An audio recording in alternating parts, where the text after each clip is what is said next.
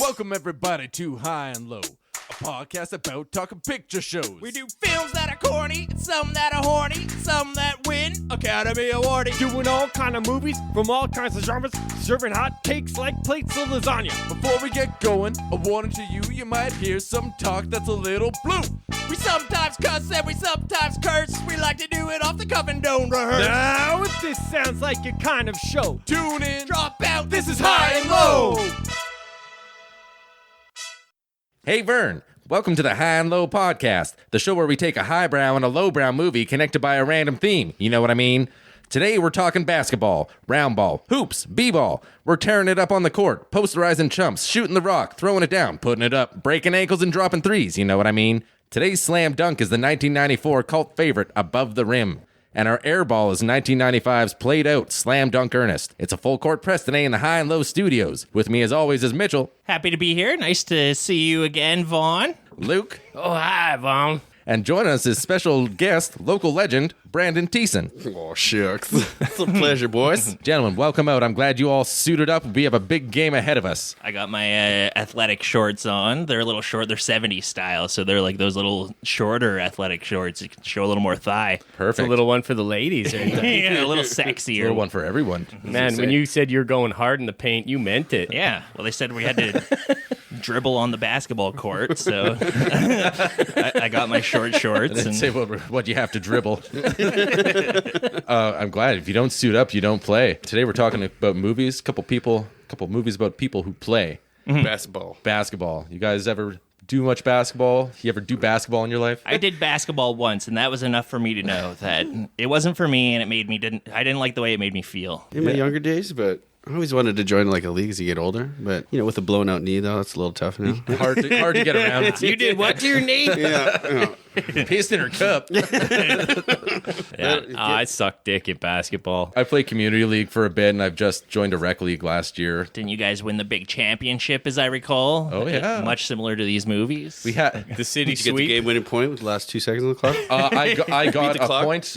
We won the game by 2 points, and I got 2 points in that game. But no, we had an undefeated season. We lost one game in a tournament once, but as far as regular league play, we went undefeated and like fucking crushed the provincial championship. That's good. That's probably better than like Kareem Abdul-Jabbar had, one of the stars of these movies. That's better than the his. Archangel. The Archangel, Kareem Abdul-Jabbar. Yeah. The Archangel of NBA basketball. all most valuable player, 6-time champion Kareem Abdul-Jabbar. Yeah. It's fitting. It's fitting, you know. Doing an Ernest movie. Thank you very much. Never had an undefeated season in the NBA in his entire career. It was nice to see Kareem Abdul-Jabbar come up in earnest. I like him. He's funny in Airplane. He's an interesting writer. He's a film critic. He I writes some didn't pretty good expect stuff. it. I totally forgot about it. Holy shit. That's Kareem Abdul-Jabbar. Dude, like he's on the poster. Fitting. He's in the Fitting. tagline. It's like Ernest is gonna slam dunk with a little help from NBA superstar yeah. Kareem Abdul-Jabbar. Much like Roddy McDowell on Laser Blast, where he appears for 5 minutes and he gets a top billing on the poster. It's like, this is our star, Kareem Abdul-Jabbar. I love it. He did Airplane basically he did it so he would have money to buy a very expensive rug. He's had a few cameos. Got like $7,000 or something like that to do Airplane so he could just buy a rug that he liked. So Roddy McDowell got $300 Cool in my books. And it really tied the room together. to repair his car. yeah, I like those functional actors who are just like they just work for very specific bills they have to pay that way. Like carpets. Like rugs. Rugs. A very specific rug. Kid needs dental work. I'm going to take a movie in Italy or something. Yeah, exactly. Nobody has to see it. I do have to mention the opening scene in Above the Rim of all opening scenes for all movies. It's That one pretty caught me special. off guard. Yeah. I think it caught, and I forgot about it when I rewatched it too. And I was like, because the movie's pretty great, right? But that intro, you're like, ooh. What the fuck? Yeah. I was like, did this just happen? Yeah, slow mo, and he like hits the rim, goes right through the glass, right over the roof. Just like, who? Yeah. So let's like break it down. It's Above the Rim, 1994, directed and co-written by Jeff Pollock, and it's a basketball movie about a young player who has a devil on one shoulder and an angel on another. He's a really talented player. And we start Up and coming star, you know what I He's mean? an up and coming star, and we start with like sometime in this like weird. The camera's all weird and jittery and stuff like that, and there's these two guys just going hard against each other, playing 1-on-1, and just kind of like And- talking a big game and stuff like that. It's very surreal. Ingmar Bergman directed this portion of the movie. It's like a flashback, a nightmare flashback. But it's all choppy. It's showing his best friend die playing basketball against him. He basketballs too hard. They're playing on top of this like Basketball too hard, bro. Ball so hard, motherfuckers Yeah. falling off hard, yeah. roofs. They have a competition to see who can like touch the touch the backboard. backboard Yeah. higher. Yeah. They're And doing the one guy whole just thing. jumps and he falls through the window that was right behind. The design of that is Yeah, they have a basketball net. Like, The whole thing 2 is- feet in front of a window on like a 10-story building or something like old that. And it's made of like dilapidated sugar warehouse. glass or something. That, Like a really bad idea. yeah. It's kind of like the hockey game in Clerks. They're playing their basketball game on top of a roof. I have to think this is probably a pretty common consequence of rooftop athletics, just falling off the roof or smashing through a window or something. They should have known better. I was worried this was going to happen, and it just played out according to my worst fears. Then the movie kicks in, which Yeah, I thought so- was like pretty. this guy who, we don't know about, he like watches his buddy die, and that's totally not something that'll scar you No. for life. And It's very you're not on the gonna reflect on nose. that moment for the rest of your Not life yet. every minute. He's haunted That won't to cause an re- excessive degree on That this. won't if cause you ask recurring me. Yeah, nightmares. and then we get this sweet. He's drop. literally like basketball murdered my best friend. I have trauma surrounding basketball, severe trauma. Very specific. It's pretty silly. And then, yeah, we get this sample. I couldn't help but notice your pain. My pain? It runs deep. Share it with me. It's from the Tupac song. Boom, and then the Tupac song Yeah. comes on too. Which I come on that But it- soundtrack is It is kind of Fucking funny. song is great. It kind of Yeah. snapped me out of it a bit of the almost audacity of that opening scene. Yeah. Well, that's a sample from Star Trek we were looking up the other day. Tupac sampled Star Trek for the beginning of that song. So technically, like the first clear, unambiguous dialogue you get in the movie is a line from Star Trek 5 or something weird like that. I didn't know that. That's Yeah. weird. Good sampling. Interesting, very Great Man. Tupac song. I listen to it all the time back on my like mini disc player. Yep. Heavy rotation on Era that. appropriate. Yeah, great song, and Tupac is in this. He's a standout. An amazing actor. As The we guy were has saying, screen right? presence, and I love watching him whenever he pops up, and just like, oh shit, he's so cool. What we He's- say? There's four. It was Above the Rim, Juice, Poetic Justice, and then that one with Yeah, Jim that Jim Belushi. Belushi one you were talking about that I Yeah. have You never remember- seen. do you remember- Yeah, gang related. Gang related. Gang there we related. And then go. after that, he did Gridlock. But this was the last Gridlock, movie oh. that came out while Pac was alive. Yeah. Oh, okay. Yeah, because he recorded Okay. them all before he passed, right? Yeah, I'm a big Pac super fan. me too. Have been since I was a kid. So I remember when I mentioned my shit. Above the Rim, and Von's like, "Oh yeah, Luke will love that." I'm like, yeah. Sweet, me too. He's a Tupac man. Yeah. Me, I'm a Biggie kind of fella. I had But like that's the- multiple Tupac posters That's- in my bedroom till I was like 18. Oh, Did you have like the one where he's kind of like standing with his hands behind the back and he's got the bandana around his head and he's not He's wearing like a shirt? thug just, like, life. looking He's all- got the There's tattoo. definitely one that had like the Detroit jersey where he's spitting in front of the fucking camera? I didn't have that's sweet That's a that classic one. one, yeah. It was like the one I had was more gay looking. It was like he like maybe had like angel wings behind him and like you'd see him with his shirt off looking all pretty. Tupac had a dildo. My dad's like, there's "Are you probably sure one- you want to hang that in your room?" I'm like, "Yeah." Yeah, Puck for life. Yo. Puck's my boy. We open on after the credits roll. We open on a basketball game and it's being cheered on by cheerleaders with like the frumpiest outfits I've ever seen. They're wearing just like the super baggy sweaters, not like And then the cheerleader skirts and super huge baggy sweaters. yeah. I guess we were talking about the 90s was the styles, style. right? The 90s styles and how, Oh, yeah. Yeah. For a guy like me who's a little chubby off and on, I'm looking at these 90s styles with the puffy jackets and like the big pants and everything. And I'm like, man, you can't tell what's going on under those things. This is the fashion, the peak fashion era. I think at one point we all probably owned one of those puffy jackets. You know what I mean? One of the basketball ones. I know I had the Vancouver Grizzlies ones for a while. The Charlotte Hornets Oh, who yeah. were Hornets in one? Slam Dunk Ernest, that was the one everybody had Yeah. in the 90s.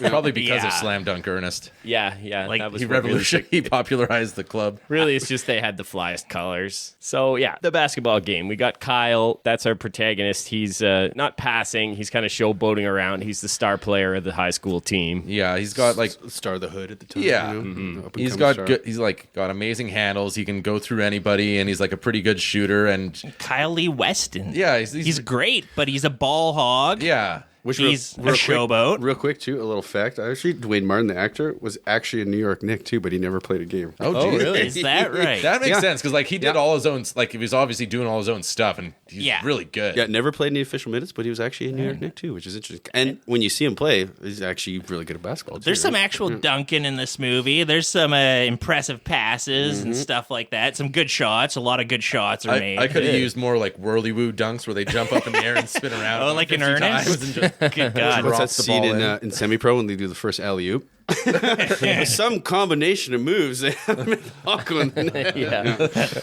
Well, you'll see that a lot in Slam Dunk Ernest because I'm pretty sure they just show the same footage like 7 times of him They doing just it. had Ernest standing on a. Well, we'll get to it. Yeah, we'll get there. Fuck.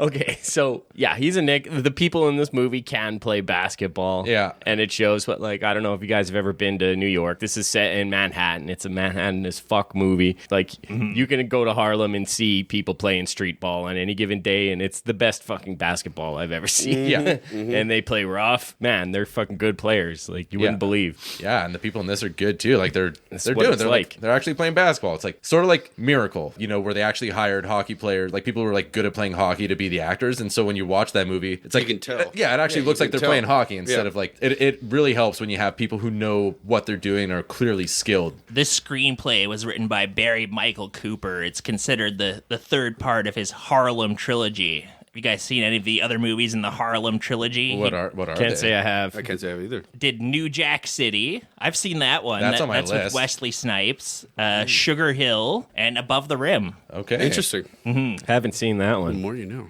New Jack City's pretty good. It's got like a really good line from Wesley Snipes that they kind of reuse it in this actually, where Wesley Snipes is talking to a guy and he's like, "Sit your $5 ass down before I make change," or something like that. Classic 90s Snipes, too. Love Yeah. Snipes. Yeah. Love me some Snipes, especially 90s Snipes. Yeah. No, yeah, I've been meaning to check that one out for a while. What was the other one? I didn't. Sugar Hill. Sugar Hill. I have no idea what that one's New about. Jack City, I've heard that one, never seen it. Yeah, we got this basketball game. They're shooting hoops, and it's a close game. Kyle's team is like they're in it. It's within a couple points, I think. And then who breezes in but Tupac, and he's looking super cool. He's got a swisher in his mouth and a gold chain, and Oh my god! The whole gang, like Tupac and his gang, wander in here looking badass, wearing like era-appropriate fashion. Tupac is Birdie. That's his character name. He's there with Marlon Wayans. Marlon Wayans is Boogaloo. Boogaloo. They yeah. call him Bug. Yeah. Bug, yeah. He's like the wacky comic relief of the group. He's like the Vern of the group. where- Tupac's the scary guy. Plays He's, a pretty special role at the end of the movie, too, by the way. Yeah. We'll get to that. Yeah. Then we got Wood Harris, best known as Avon Barksdale in The Wire, probably. He's Yeah. playing Motah. Yeah, he's great. Great slew of just faces that I love. I love all these guys and everything they've been in. All their character names, though, they kind of sound like Teenage Mutant Ninja Turtle villains. Birdie, Boogaloo, and Motah. It's like Bebop and Rocksteady are going to meet them at the Technodrome later. They're going to plot against the Ninja Turtles. Bring your A game. We're going to intercept them when they're picking up their pizza and slice their faces up with razor blades.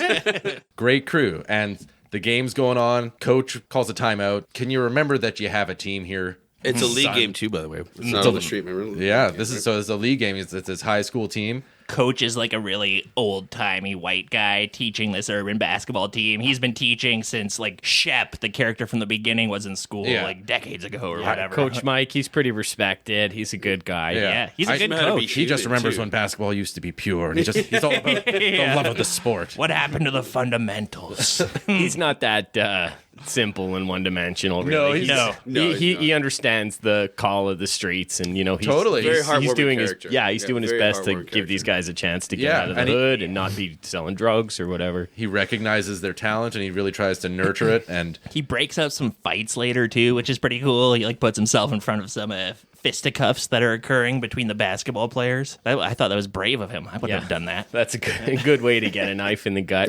Yeah, get shot. I mean, like if you're working in those schools, you kind of can't be afraid to get in there and kind of Yeah, Muck it up. If, so to if speak. movies like Lean on Me have taught me anything, Coach Carter. Coach Carter. Coach Carter. I was just going to say Coach Carter. God Yeah. bless him, man. And yeah, What Dangerous Minds? Shep, who we saw in the opening, played by the actor Leon, who you might all remember Yeah. from Cool Runnings. He's always going to be the Oz guy for me. Yeah, he he played was in Jefferson Oz. Keene in Oz, and he was like narc? he was the leader of the Homeboys in the first season. Oh, they got I've never fucking watched killed that. by the Italians, right? He he couldn't stand the violence. So good. Yeah. It's really I good. heard it. He In a turned bad over way, a new I heard. leaf. He became an Islamist. Muslim, yeah. and then he got executed at the end of the first season. Right. Lethal Injection. But he's great. Yeah, he's just like a Cher guy, I guess. He's only credited as like Leon on Letterboxd, and then you look him up on Google, like Above the Rim cast, and it says just Leon. So I imagine like a publicist called Google, and he was like, "It's just Leon." That's a lot. First name Just, last name Leon. like You Cher. gotta be like a pretty big star to do that. Like, I'm Usher. Yeah. I'm just Usher. Yeah. The Or whatever artist it is. formerly Like, known as Prince.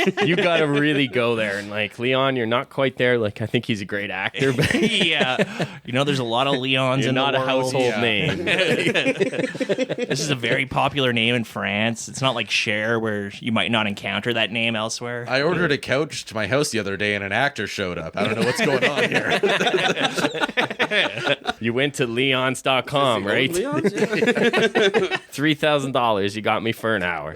Can you help me go pick up a couch and get it? Can we just recite lines from Above the Rim while you install my couch? I'll be Kyle, you be Shep. I was. Could you just like do shadow shadow play in my living room? Yeah, exactly. What was John Candy really like?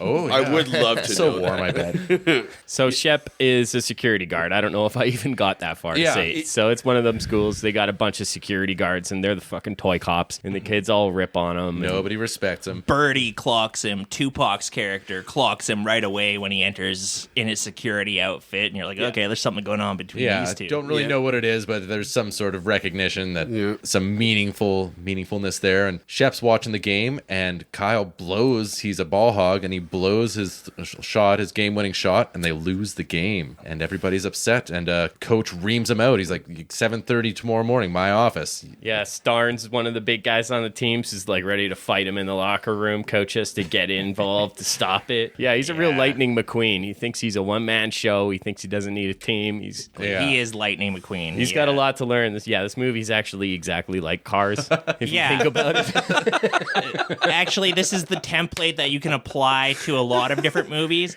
I was thinking about this after the fact. The plot beats of Above the Rim are almost identical to Slam Dunk Ernest when you actually break it down and think about it. Yeah, Like, Surprisingly close. It's and not even the plot beat, not only the plot beats, but also just the idea of like an angel on your shoulder and a devil Yes. on your shoulder. You Slam know Dunk what? Ernest is like literal, but this guy is. It's all about temptation and Above the Rim and whether. Yeah, Tupac's like, here's the rise magical above? shoes. You want to wear these magical shoes and take the shortcut. Here's magical shoes and here's for a Kareem scout. to be the archangel of basketball too. I still that. Yeah, we're gonna That's have. gonna get me for a bit. You know? Yeah, when we talk about angels and devils, we've got some epistological stuff to break into on. Yeah. Yeah. We've got a couple of grimoires written in the 18th century on the subject. We're going to get into that. I'm pretty sure it's a text that confirmed the existence of God.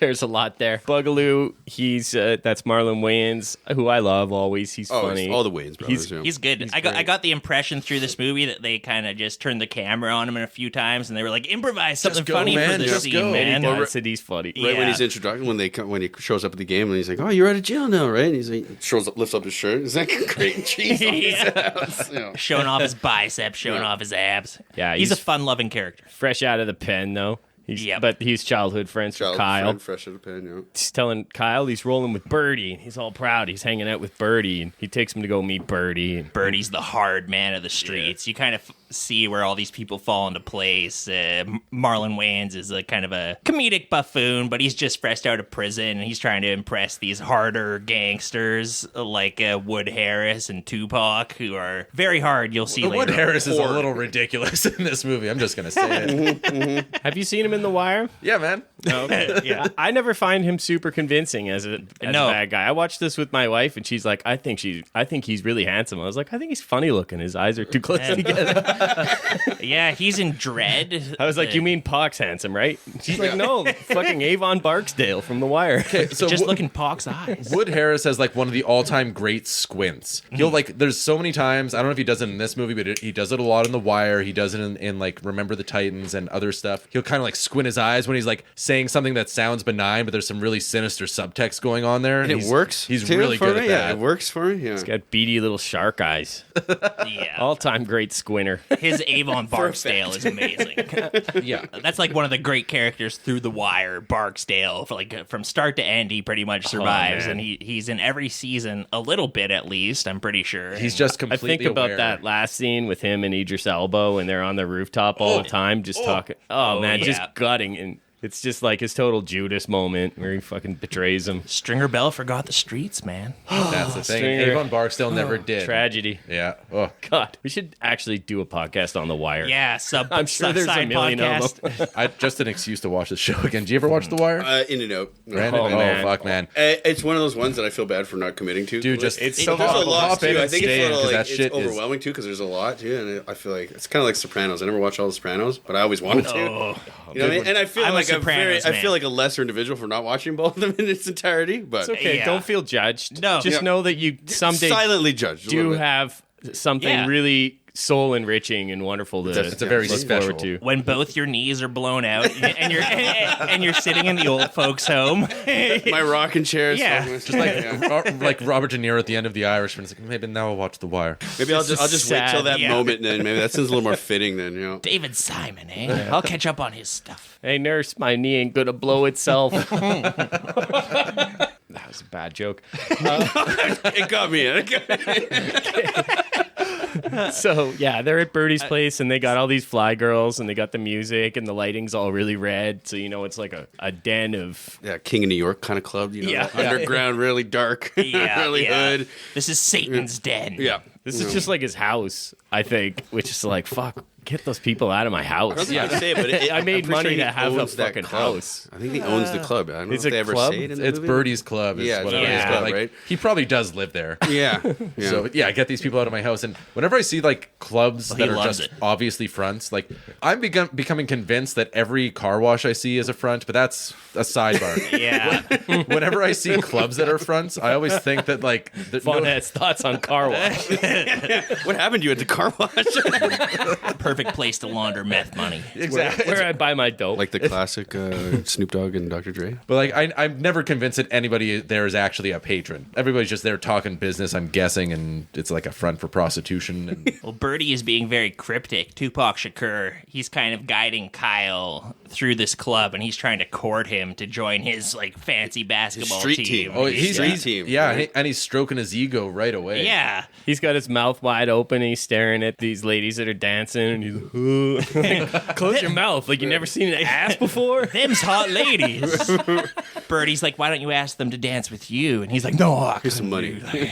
But yeah, they're all prostitutes. It's like, yeah. Birdie is pretty much like everything in this club is bought with money, and money is the currency. He gives Kyle like a wad of cash. He's like, use this to have sex with that foxy lady. Just a little incentive, he says. Yeah. Just a little incentive. There's even some basketball scout who's there for some reason. He's like, and I got this guy too, and it's like this weird little guy. He's the like, weird old white guy, you know, that's the really weird fetishes that only Birdie can satisfy.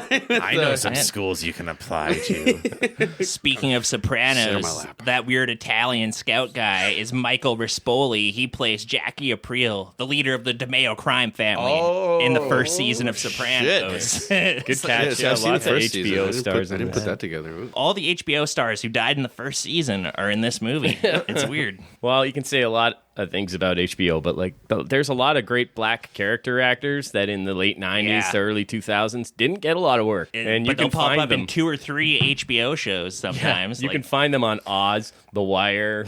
Yeah. And like Oz Very was like the typecast first roles too, right? Yeah, but like, very but like, They got sort to of stereotypes, act. but their characters have depth and stuff like that. They're interesting to watch. It's not just like That was the golden age of modern television, was that era, that Sopranos HBO era going into like When- the Mad Men AMC When did it era. come out? When did Sopranos come out first? Remember? 2001, I think. Yeah, okay, that makes sense, It yeah. wrapped up Yeah. in like 06. 20 seasons, right? 20 some odd seasons? No, just 6. Is it just 6? Yeah. Six, See, see it? yeah. Oh, Jesus. Wow. Yeah, and The Wire's just 5. It's not that much. The impact has lasted so long. Like people still reference those shows, and I don't think they're just like old fogies like us. It's like people are still interested in watching that shit.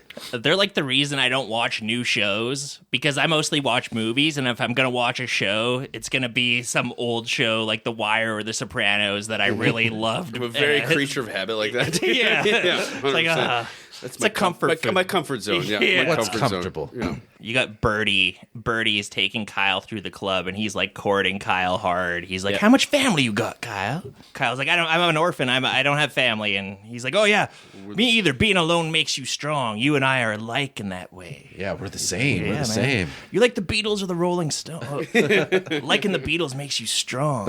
You and I are like it. He's just like laying it like down pizza? thick. Yeah. Shit, me Man, too. We're I just like the that same. too.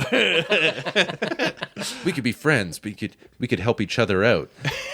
And the whole thing is, he's trying to seduce Kyle into joining the team for the street ball tournament. The devil on his shoulder. Yeah. Yeah. What's it? I wrote it down later in my notes. Does anybody know the name of the tournament off the top of my head? It was something really generic. Yeah. Really generic. It's like the Slam Dunk Fest. Or Not something. even. Yeah, Not it's even. like It was city Shootout. court Shootout. or something. the It's shootout. something weird. It was I wrote called- it down too later, but And it's the big thing. Everybody's excited about this citywide basketball tournament, and it's just everybody wants to win it. High school teams compete, drug dealers can compete. Like, it's open to everybody. Yeah, it takes place in a famous real park in Harlem where there is that scene in The Wire where Avon, there's that big basketball scene in the Between the first West and the season. East side. Yeah, the West and the East side, and Avon's like in charge of the West scene. I felt like this was just like a hood tradition, like hood characters kind of get involved in financing these public events, these basketball tournaments. I have no idea, but gangs and stuff do that. Crips and yeah. Bloods, like whatever, they have a bad reputation in the mainstream media, but like they do make opportunities for young kids in the hood in a lot of ways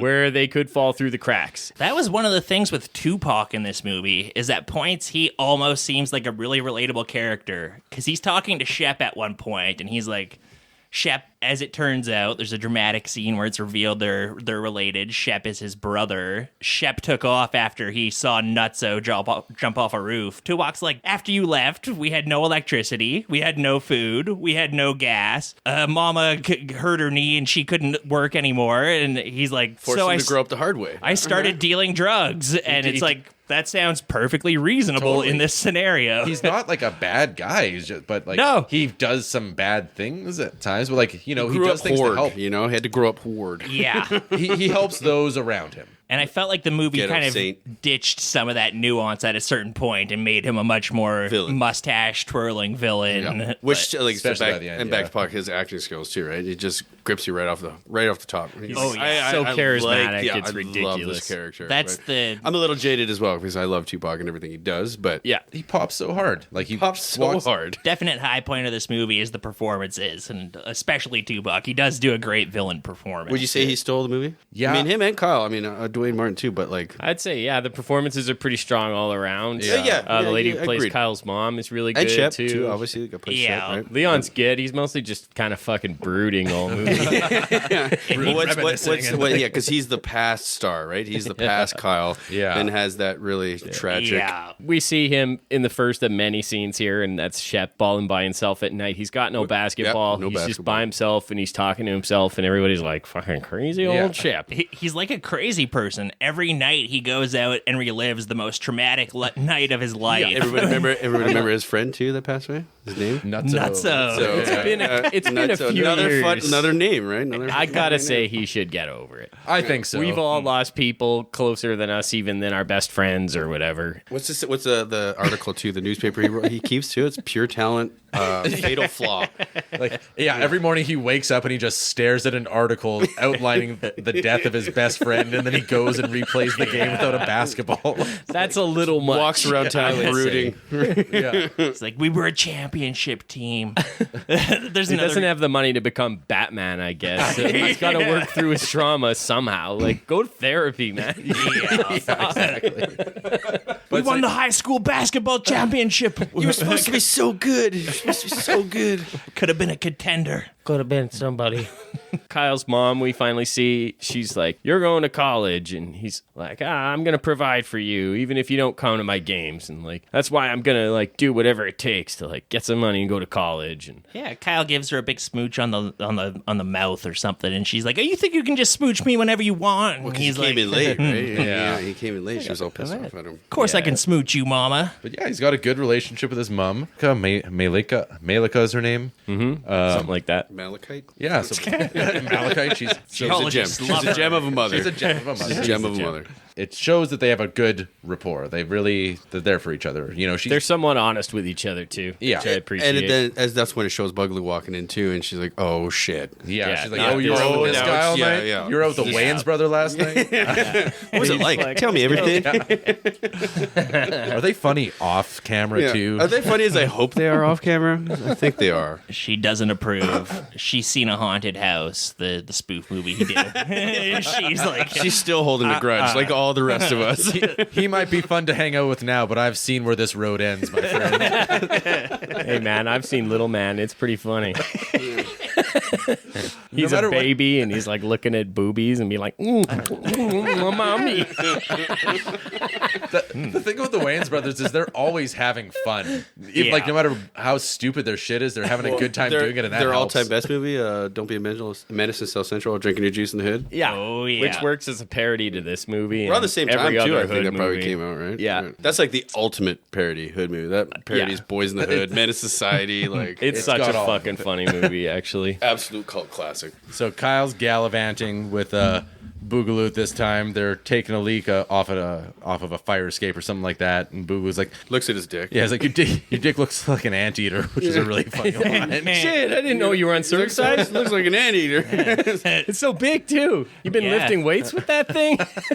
Boogaloo's really taking him to task for his giant penis.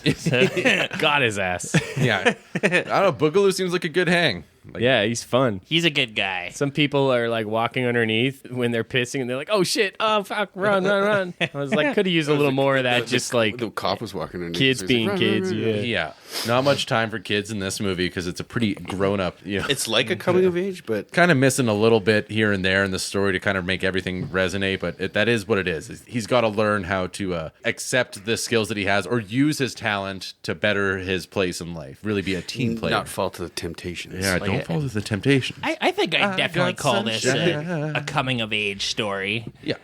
It doesn't necessarily live up to its full potential. I feel like we cover a lot of coming of age movies on this cast. Yeah. I mean, I'm sprouting my first pube. It's very relatable. So they go and they shoot some hoops in the park, I think. Yeah, and who strolls up but Bernie Mac? Oh, Bernie Mac. Yeah. Well, that's just Flip, though. Flip. He Yeah, he's steals the everybody's bum. cigarettes. He's and the shit. local bum. Yeah, Yeah. everybody Yeah. likes to pick on Flip. Yeah, He's so funny. Yeah. Like, we're dying laughing the second he's on screen. The guy true. was That's just Bernie, hilarious. right? Bernie's got a direct line to the funny bone, so. yeah. Totally.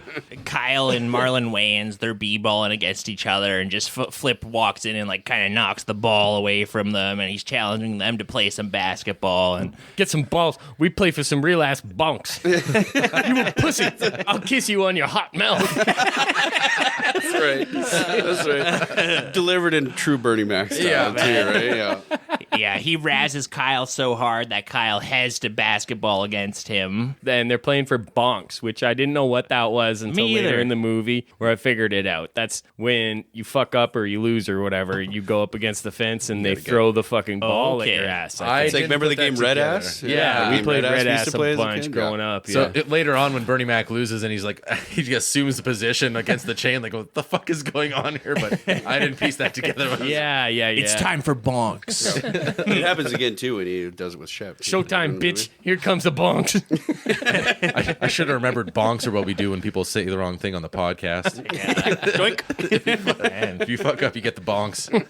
Whose birthday is yeah, next? look out, Brandon. Birthday bonks. Remember like birthday bumps where you're just like sort of almost trying to break somebody's neck, but you don't really want to break their neck, but Yeah, you not just... fully. You don't want to break skin with a punch. I remember doing it in the shoulder. Oh, It's Was their neck? No, I remember somewhere you just like hold people like you're giving them a swirly and you just kind of like lift them up and down. Oh. Like, bonk, bonk. Oh, I bonk never them had on the that. ground. You did it way more hardcore. Yeah, mine was Oh, just my a punch to the shoulder. Maybe my Yeah. family was just trying to kill me. That's why they'd always Some just questions leave you at every truck stop on. Questions for them later. No, Vonn, you go pee last. You sit down when you pee. You were like the cat who came back. They kept coming back. They kept bonking you, but you kept coming back. Yeah, the worst was when they drove away one time. Like, I think we got him. I just popped up in the back seat. And Fade to black. T1000. Can't go any faster. It's a Geo. Flip's like, yeah, fuck y'all. And then they knock him down and they start giving him a beat down. And that's when Shep just happens to walk by and he intervenes. And then it turns out they're like, Flip and Shep have some kind of history. And he's like, they can't erase what we were, man. We were champions. We were champions. As soon as they see Shep too, they're like, "Oh shit, okay, yeah, we'll stop." Yeah. He commands a respect, even though he's brooding. You know what I mean? That's And Yeah. he does have definitely his commands the security jacket on here, his security guard jacket. So he is an authority figure. yeah, they in all this call him toy situation. cops. He's out of his jurisdiction, but still, like everybody but Kyle pretty much kind of knows that this guy is somebody. We don't really know It was somebody. was somebody. Yeah, Yeah. Pure talent. He's Fatal not just flaw. a toy cop. Yeah. This movie really shined a light on toy cops and all the ones I've harassed over the years. Kind of made me feel bad. Maybe some of their friends had gone off a roof playing basketball or Where's something. your Probably flashlight? all of them. Where's your flashlight? You got to shine some, damn buddy. So Coach Mike's having a talk with Shep, and he's like, we need you to coach or something, right? Basically, he's like, I'm getting old. You're. Why don't you take over? You be a good coach. You know, the kids need you. They need somebody like you. I didn't know coaching worked this way, where the old coach could like choose his successor, like some king in medieval times, and he's like, "You will be the new coach when I put the mantle down." Knights him. They have a big coronation ceremony. Yeah, like isn't there a vetting process, job interviews, stuff like that? Apparently not. Well, they have like a big scepter with like a basketball at the top instead of like a ruby or something like that. We should jump forward to the Slam Dunk Ernest when he comes in on the big regal entrance. Yeah, He's got his Carried in his Liberace litter or whatever. Yeah. He has a cape. Yeah, he's got it all. That's the real reason Shep's like, I don't know if I want to wear a glittery cape. Yeah. Like, I'll coach, but I don't know if I want all Man, the. that's like the one article of clothing that I wish would come back. I would so love to wear a cape around. I know every time we come here, I When just you see study all of the them. blade. When I study the blade, yeah. Mitchell's get in the closets way. are just filled with glittery capes and samurai swords. Blades and capes. I bought 3 knives in a mall kiosk, and I'm going to show them off, and I'm going to show them off with my cape. And if you don't like it, well, All the ladies stand back because you'll get pregnant. So Kyle comes in, he's shooting hoops, practicing, and he's talking shit to Shep. Shep's like criticizing him. He's like, you gotta like bend your wrist when you do the jump shot. Yeah, you got to snap your wrists. yeah, You got to yeah. spin the Whatever. ball. And he's like, pop your fingers, bend your wrist, and here's my secret trick to always getting a basket. Oh, a toy cop's gonna teach Kyle Watson how to shoot a jump shot? he's teaching him the fundamentals of how to shoot a basketball. Like Coach Mike dropped the ball if this guy doesn't know that he doesn't know that he needs to like snap his wrist and have Yeah, follow through. snap That's the just wrist. like you learn that shit when you're in the crib. Coach Mike's been phoning it in for quite some time, ever since Shep was in school. After that Since team, he lost Shebig, it broke him too, right? man, since the Nutso incident, The Nutso incident, it's kind of like Michael Myers in Haddonville, where it fucked everybody up. Yeah. Like, ever since Yeah. Nutso went off the roof, Bernie Mac's smoking crack, Coach Mike's just like Just because some guy fell off a roof in Harlem. in the most, just in the weirdest way, too. it's the worst. Yeah, it's the worst. But it made me think that I want to see more basketball games played next to like plate glass windows. Actually, Abandoned warehouse. yeah. You won't catch me out there playing no man, that's basketball. in a Damn it, the ball went off fucking the roof again. that's the benefit of like a roller ball or something. Like I want to see a sport, but let's drop the pretense. Why don't you guys just take each other's head off with like a slash with a hockey stick or something? Like let's just go for it, man. Basketball, but hockey rules. Yeah. Basketball on skates? Well, we Basketball. basically have That would be hockey fun. rules basketball in this movie. Yeah, we Pretty much. Oh, Street rules, man. The No shootout. holds barred, yo. like why is the ref Throwing here? bows left, right, and center. yeah, it's like Billy Blanks walked into the scene for a minute later on with all the bows. Yeah. Tie bow. I thought it was a boxing match at one point. There's just like right Street, hooks. son. pretty much. We see Shep putting flowers on his mom's grave, and that's when Birdie shows up, and he's like, "Why didn't you call me, man? We were all wrapped up in our coats around the stove in the wintertime." And this is what the you big mentioned before. The reveal, yeah. We find out Birdie's Shep's little brother. Everything Birdie is saying makes sense here. He has every right to be a little upset at Shep. It gives you a little, you start feeling for Birdie. Like, kind of personalizes him a little more. Shep's a bit of a dickhead here, though. Shep's like, man, I don't want to. You do drugs, man. You bad, man. I don't want to. I'm not going to deal with you, man.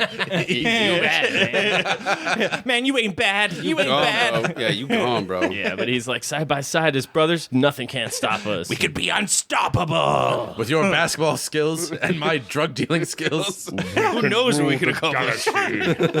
as brothers. But Shep doesn't want any part of it. He just wants to mope. He just wants to mope and frisk high school. Yeah, kid. he wants to frisk high school kids. Yeah. He's living the dream. Some days that's all I want to do too. Play his imaginary game, not so. So Shep goes to the diner, and the waitress is even like, "Will this fucking guy like take whatever's in his ass out?" It's like, even at the diner, Shep is dressed all in black. Like he goes about town always dressed goth, like all in black. There's like a couple times in this movie where he'll just like kind of appear and walk towards somebody like a vampire. Now that I think about it, does he smile once in the whole movie? Man, I don't think he does. I don't think so. Maybe I think- I don't think so. Eventually, when he gets with Kyle's mom a bit, Oh, yeah. they're having a little fun with the Shaft They have good theme chemistry. song and Yeah. stuff. But other than that, he's just like a brooding dickhead the entire movie. No, that's all he needed was some pussy, and the waitress Yeah. knows that. She's like, "How about someone to give you a home cooked meal and make you smile?" She's like, you could have my pussy. It's like, I don't want a different pussy. This waitress is just throwing herself at him, and he's not having any of it. He's not even listening to her, basically. He's just looking down. And he goes to this diner. He doesn't order anything ever. All he orders is a glass of water. So fucking shit. He's just using up a table. He's lucky she doesn't throw his ass out. But Go she's brood actually somewhere not- else, man. yeah. You could brood literally anywhere, buddy. Well, there's lots of laws against brooding. Yeah. You're not so used to come here. There's a sign. Yeah. It's We a have fine one in our studio. Leave your baggage outside. Can't confirm, by the way. Guys. extremely fine line between loitering and brooding. You can't brood in a park after 11 o'clock. And you can't brood within 10 meters of children playing. Yeah. When you're playing a fake Nowadays. basketball game. Fascist government. So, yeah. And that's when Kyle's mom... Malika comes up, and I think this is rude. I don't know. She asks Shep if he's done or if he's finished at the table. I don't know if it's a busy diner, but is that something anybody's ever done? Can you please leave? I He's want not to sit here. fucking buying anything. But he's like there. I don't know. Maybe they cleared the plates. If somebody's sitting at a table, I'm assuming that maybe they're waiting. Maybe they're. I don't know. Like, I don't think I've ever had anyone be like, "Are you done?" yeah. Can And you he's- like, "Are you done?" He's so lost in his thoughts too that he's just like staring at his glass of water. And she asks him 3 times. She like eventually taps him on the shoulder, and he jumps like a mile out of his chair. And He's like, jumpier than a herd of jackrabbits. scares them both. I was having my recurring nightmare again. In my waking state. God. I need to sit at this table in this diner to relive traumatic events of my past. That's what I used to sit, right? Yeah. Nutso's favorite dessert. What a bummer. I don't know what Malika sees in his ass. Yeah, I don't know either. But anyways, they have a bit of chemistry here, and they kind of exchange pleasantries. And She's like, "Don't waste your time, sis. It may look sweet, but it's gone sour," the waitress to Kyle's mom. she don't want anything what she's dishing out, but maybe she'll take a big old plate of Malika pie later. I don't know. Yeah. Hell yeah. Snap that up. Yeah, so then then we cut to Kyle comes, they have dinner, they have a little chat, blah blah blah, and then we cut to a little night cruise action where Kyle and Boogaloo are cruising around with a Motah, and they see Shep training. He's doing his weird shadow basketball thing, and everybody's making jokes, but Kyle kind of recognizes what's going on. He sees something there. Just crazy night basketball. It's where you go and exercise your demons of the past, and you go Yeah. play basketball on the court at night. Murtaugh to show. Bug's doing some freestyle rapping too. He's like, "I'm so crazy, I'd kill my own mama. Eat her ass up like Jeffrey fucking Dahmer." Also, when Murtaugh has to show how gangster he is too, and he pulls over and fucking.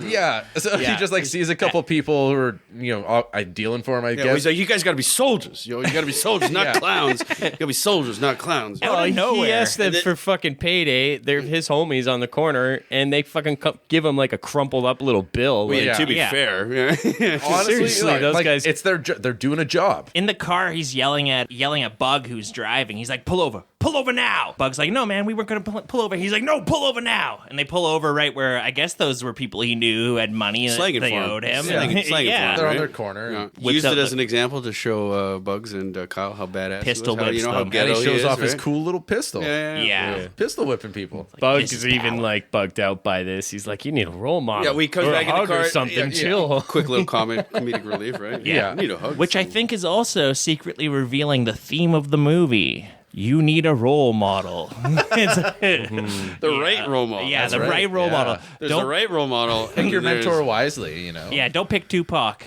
Well, Pac is my role I was model. gonna say I would pick him anyway. Yeah. Just not his character in this Mitchell's- movie. I would have won that game for Pac. By Luke's the way. got a razor blade. Yeah. Look out, he's slashing. Oh, yeah, I'd have been fucking nerds. Get out of here. Yeah. This is the real court. That's why everyone at this table would have got shot to death in the final scene. Probably wouldn't have lasted long. I picked Birdie. We're potting for bonks, bitch. Turn around. Assume the position. Stop, look, and listen. You guys ever get one in the sack when you played red ass like that? If you bent over enough, maybe. But Yeah. no. Oh, I don't yeah. think I did. I don't That's a know if I got danger. one in red ass, but Took a lot to the back of the head. It made me bounce my head off the wall. Oh yeah, that hurts too. one of people are still playing red ass. No, We used to play it like Generations are soft. there now, was man. like portables in our school, and it was like a Yeah, cement pad, yeah. so it was like a court, so it would bounce back and forth, and we had to be on our fucking toes. Sometimes we'd play with 2 racquetballs, or sometimes a racquetball and a golf ball. Yeah. And Yeah. golf ball, you're God. firing them off 2 walls, they fucking hurt and they go like crazy. Starting to sound like Calvin Ball. It was intense in junior high. Like, Remember the look Knuckles the game? fuck out. Oh, fuck The yeah. Knuckles bleeding game, man. knuckles. We fucked ourselves up as kids. When we played red ass. But we were the last generation that it was just the ideal. Like, just walk it off. Yep. You know what I mean? That's how I was raised. Hey, you whippersnapper.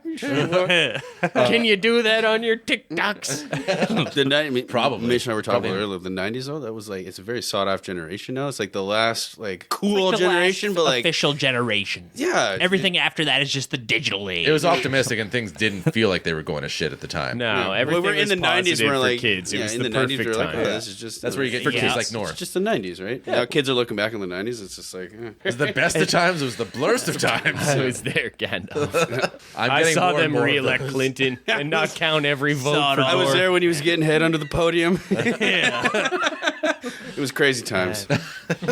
In our high school, we had a game where we would just straight up, you would like walk around and just punch each other in the balls. Or kick, or how yeah, you just get them and you would try to be however you can. sneaky. Like you would try to like go around a corner and this guy's walking up and be like, I'm gonna punch him in the balls. Like if you got the this drop way. that somebody was coming around the corner, you just like wait there and wind up. I'm sure kids still do that. Like we used to It's fucking, funny. we'd be like, okay, They just tomorrow's stab kids Jesse's day. nowadays. Kids just stab each other now. No, they still, kidding, I'm kidding, I'm they kidding. still give each other remember- titty twisters. You remember and paper fucking- wasps? Oh, Like the little yeah, paper yeah, wasps. that's Remember a we good- started doing that, but with tinfoil. You just, like, Ooh. And the point was to escalate it. break skin. That'll draw blood. Yeah. Point was to break their skin. First, you break their skin. Yeah. Then there will. I've only broken your skin. I haven't yet broken your spirit. Keep playing Wasp with me. Junior high. 90s, am I right? So Yeah. if we're gonna talk about looking back on the old times, Shep and Malika, they're going on a little movie night, and it's a 70s retrospective, and it looks like a pretty banger lineup. Yeah, they're watching Shaft. I'm watching Shaft. They got Foxy Brown on deck, Three the Hard sick. Way, Superfly. Yeah. What the week? That's got to be a Place. real theater in Harlem. How fun would that be to go see some of those blaxploitation classics that'd be in great. fucking Harlem? Exploitation. That'd be sick. I love some of Quentin Tarantino's childhood stories at like the He's like, beginning. I'm a homie. I can say the N word. He used to go with like his I made mom's. Django Unchained. He's like Slam Dunk. He's like Ernest. He's got like, cred. I can say these words. Yeah. I'm the hardest working cracker. I've got in the show. magic shoes. But yeah, he People love me. like at the beginning of Cinema Speculation, he describes going to all these like LA black theaters and just how different the audience was yelling at the screen, being like, this the hero is a loser, and it just added this element of fun to going to the movies. It can be Movie fun. experience. Honestly, another thing that I think we had kind of growing up that's kind of a little lost now too, right? Is the going to movies, right? Yeah. Still do it. The only cool thing about movies now is like those landmark cinemas. You got the reclining leather chair, heated That's leather nice. chairs and shit. Now I won't go to any other theater unless the landmark because they have that. Now at the movies, the kids have their phones out to be Well, like, look at fucking Barry Keegan's face in this scene. Candace and I went to the. He's eating cum. We went to the Cineplex and it's still got like the old style seats and like going from the landmark, like Yeah. leather, It's and then sitting hard. those, and we're just like, You don't go backwards. yeah. The exception I make, I go to the Garneau probably more than anything. But that's a little special, you know. that's what I mean? special. I'll That's put up with their special. kind of like shitty Yeah. seats and like Yeah. the springs digging into my thigh. Let's be honest, I'll Vintage. just go to a movie to eat the popcorn. To be honest, so Yeah. I wouldn't even care what popcorn's movie I so was in. good. Just We went to popcorn, the just hook it to my Dune veins. 2, and it was one of those fancy theaters where like the seats shake and rumble and stuff, and it was great. It was like the sandworm was like Yep. actually going right up into the butt. We were riding the What, felt that? sandworms, man. One of my fondest movie theater memories, like you want to talk about seeing a movie with a predominantly black audience, was the Straight Outta Compton movie. Got like some tickets for the premiere. I don't remember from where, like a radio show or something. It was rowdy in Even there. more Like just- everybody had fucking 40s. People were fucking smoking weed, just blazing up. They had MCs and stuff and like a DJ. shit. It was a party. That And would this be- was before weed was legal, I think. When did it come out? That was 2015 maybe. One of my favorite recent movie Not a going great movie, experiences but- was The Sound of Freedom. You wouldn't believe Oh, wow. people are what's going on in this world. Polar opposites there. Thanks so much for buying me those tickets. It's such an important movie. Yeah. Yeah, it opened our I still haven't eyes. watched it yet. I'm trying to fill- Nobody else wanted to go, so I bought tickets for everybody. Don't worry. You're all...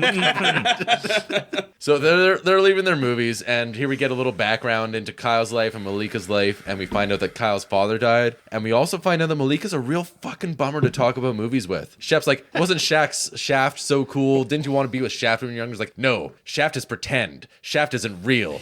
Kyle's father, he was real and flesh and blood, and he was there. I'm like, okay. He was a real man. That's a weird reaction. Insight to into have. Kyle's childhood there a little bit. I love that Shep is like singing the Shaft song to Kyle's mom, and he's like, "Who's the cat who walks about? Who's the cat who's all about Shaft?" Just getting the words totally wrong. But And she's like, shut your mouth. But really, it's because she doesn't want to talk about that shit. I want to talk about the real life, man. I wear pantsuits. I'm not into this like nonsense. But it just really kind of underlines how she's like really hardworking. Her sole focus is really just raising and All supporting her business. son. I respect that. She's like, folks either move past the things that happen to them or they don't move at all.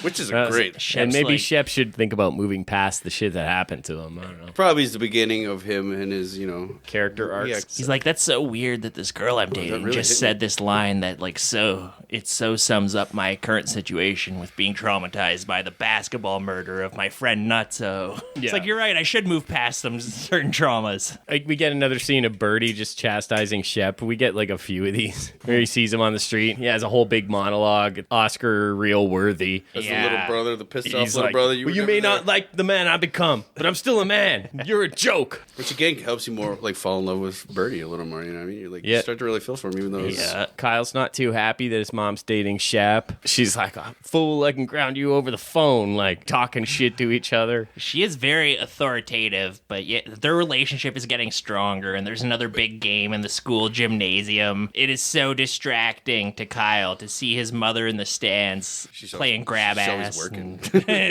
Yeah, she Two never jobs. goes to his games because she's working all the time. And the one game she does go to, she's all over Shep. Yeah, this is a big game too. There's like some scout from the college he wants to go to is in the audience of this game. Georgetown. And Yeah, so it's all about Georgetown. That's where Kyle yes. wants to go. And he throws a total sissy tantrum. He like throws the ball and punches someone. He like totally gets ejected from the game here and embarrasses himself horribly. the Yeah, well, big first he gets culmination taken point of off the movie, point. right? Yeah, the and culmination point of the movie where all the darkness is winning over him, and he's really letting it all go. I should always have the ball. yeah, he fucking goes to the locker room and he's screaming at Monroe. That's the other toy cop. He's like, "Hey, why don't you settle down?" And he just like picks up this folding chair and he bangs it against these lockers a few few times, and like the folding chair is fine. Yeah. It does not break at all. We've got to do multiple takes. We need this folding chair to last. This guy isn't exactly the Undertaker. He can't do much to that folding chair. This performative rage.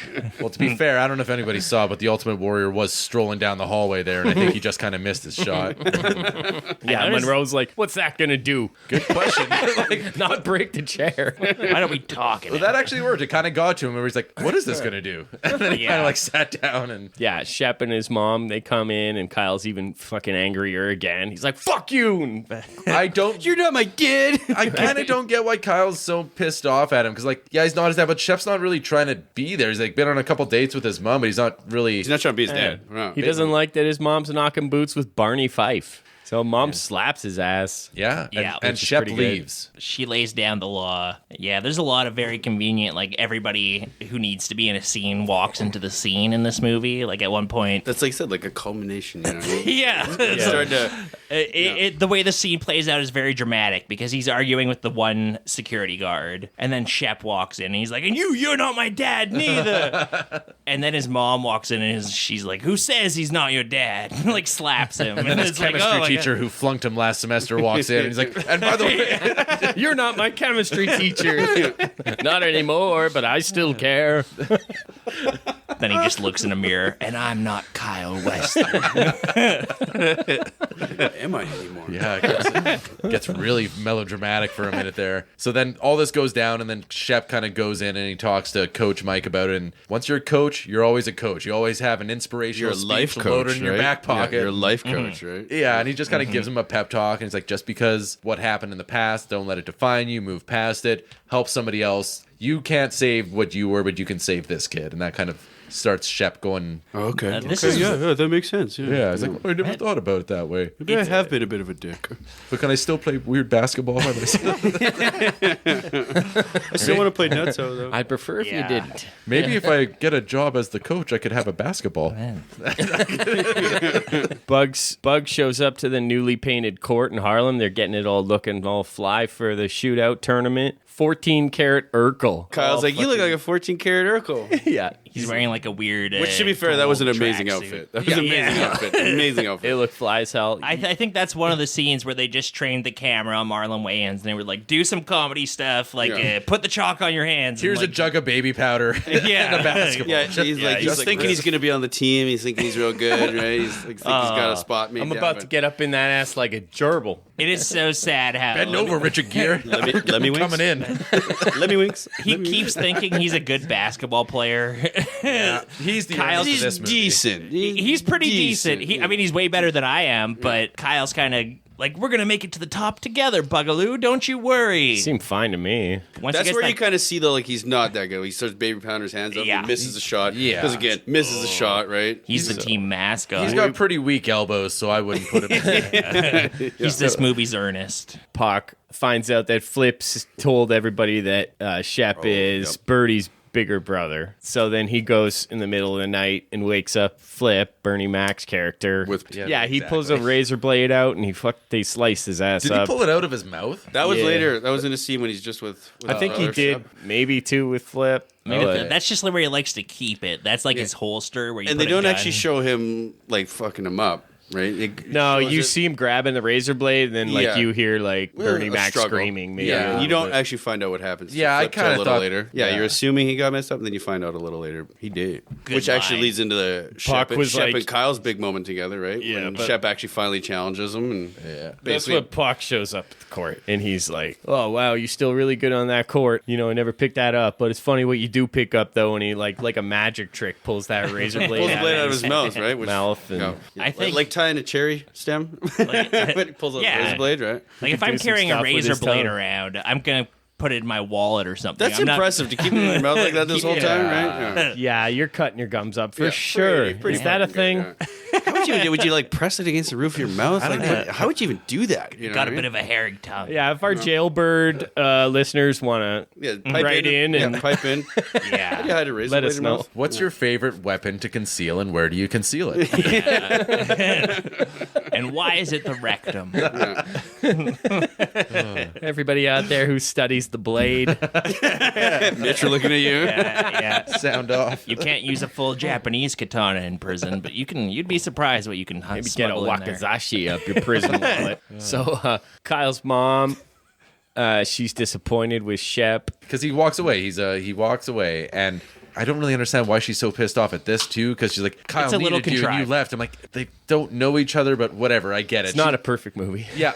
But the point is, she doesn't have time for that shit. Like, she needs somebody who's going to step up right away because she's a busy lady and she Well, wants nothing but the Shep has best for her decided kid. that he's leaving town. He's like, there's too That much. is the point. Yeah, that is the point. I think he goes, all right, that's it for me. There's too much basketball in this town, and I'm getting out of here. I'm just packing up my bags and going. I'm not going to take Well, the and his coach brother position. basically threatened to kill him. And That after, too. like I was saying, after that scene where he finally challenges Kyle on the court together, it's late at night. Come on, Bill, bitch, show me what you Yeah. got. Show me what you got. You want to see what happens when you pop your fingers? Shows him what's up, right? Just Yeah. cools him. Owns his ass. Then there's we're going to Birdie's club. Boogaloo's there, and he's all excited to play, and he finds out that he's been cut from the team. And this is where Tupac's he's a little mean. Some of his true colors kind of start to Yeah. show. Yeah, he pushes him down.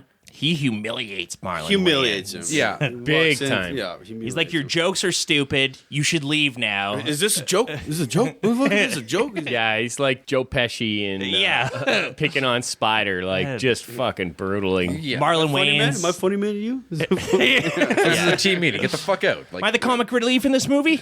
Yeah. Yeah, Kyle's not all that impressed about the way he's acting there. yeah, and he also finds out that Flip he got sliced up real good, so he's falling out of love with Birdie, and the whole mystique is starting to fade away a little bit. Yeah, And I so know he Flip quits said Bird's my team mouth was a after that. hot pussy and he wanted to kiss it, but but I didn't want him to die for it. He's kind of on the outs, and so what does he do? He does what anybody does to vent their frustrations. He goes with a basketball to go play some night basketball. That's It's a little normal different than night what we've seen basketball. before. That's right. That's Yeah. right. Yeah. And then this is one of the times where Shep kind of appears like a vampire. It's their culmination of their interaction, He's right? he's always in the shadows. It's been there the whole time. Playing basketball, are you? I've been watching you guys the whole time. Wherever basketball Literally, is I've been being played, he'll materialize out of He's the dark, right behind me, isn't he? Yeah. But spitting a ball on his finger. yeah. And Fake ball. And Kyle's like, he's looking around for Flip, and he's like, where is he? And then Shep appears and like, he's dead. It's time we play. Time we play. You Shows him thought what's up. Flip was beneath you, didn't Yeah. you? Well, They slit his throat in the air. this is a night of lessons for you, boy. Yeah, I'm gonna teach you about the real world. He picks his pocket left and right. It's kind of like, And he bonks him. and he bonks him. And he good. bonks him. Which Yeah. means he fucks him in the ass. Yeah, he actually doesn't him. Kyle goes to line up for his bonk, and then Shep just goes, Yeah. just disappears back into the shadows. I'm gonna go right? bonk your mom. Yeah, he's like, I'm gonna do you one better. You're You ain't, expecting, you ain't worth that bonk, son. Yeah. you're He expecting learns. Shep to start unzipping, but no, he's like,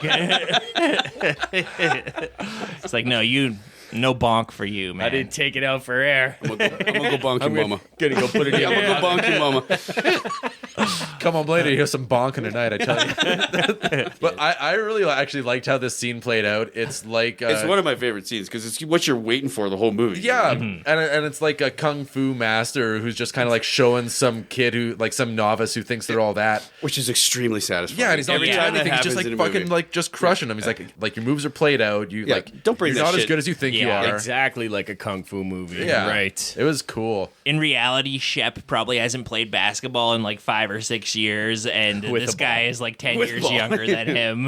He would have got his ass owned by Kyle in this scene. Oh, but, yeah, for sure. We need that samurai moment. You're right. Well, it's like at the end of a We Got game where basically, Denzel plays his son, and his son is like going to get drafted to Duke or whatever. He's like a really good player, and he's going to make it in the NBA one day, and he plays him one-on-one. They have some unresolved trauma, and Denzel's like, he's playing, he's good. He's like, he's got some moves. You got daddy issues? Yeah, he sinks a couple, and then his son's like, he's like an elite level athlete, just fucking demolishes him and just like Puts him takes in him his down place. 10. Yeah, exactly. Puts him in his place. Gotta learn some lessons on the court.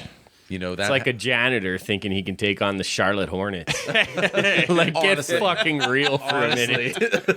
and that's his big Charlotte chance to Hornets, make that was the NBA. Washington Generals. This fucking 5'0" wimps they got out there in the Hornets jerseys. Okay, that's the next movie. I wonder, is that stolen valor? I just assumed that they were actual Hornets players, but probably not. No way, man. You think those guys are showing up to Vancouver for that fucking For an Ernest movie. So Kyle quits Bird's team. He goes back to Mike. Bird tells Bug he's fucking done. He can get the fuck out of there. Yeah, but Yeah. Bird's taking it out on Bug because Kyle's like, I'm leaving you, man. I'm standing up to you. I'm looking the devil in the eye, and I'm gonna go play for the good team. And then Birdie, he like blackmails him now. He's like, yeah, if you want to ditch my team, like what's going to happen if one of those talent scouts finds out about some money you took or some shoes or everything Yeah. that I gave you? And you went with that prostitute in my club. Yeah, exactly. A talent scout provided that, but he like kicks the dog on Boogaloo. He's like, nobody can talk to Marlon Wayans ever again for the rest of this movie. If anyone talks to him, it's like, well, that's a weird reaction to Kyle leaving your team. And then we'll come back to his character arc. So unnecessarily mean.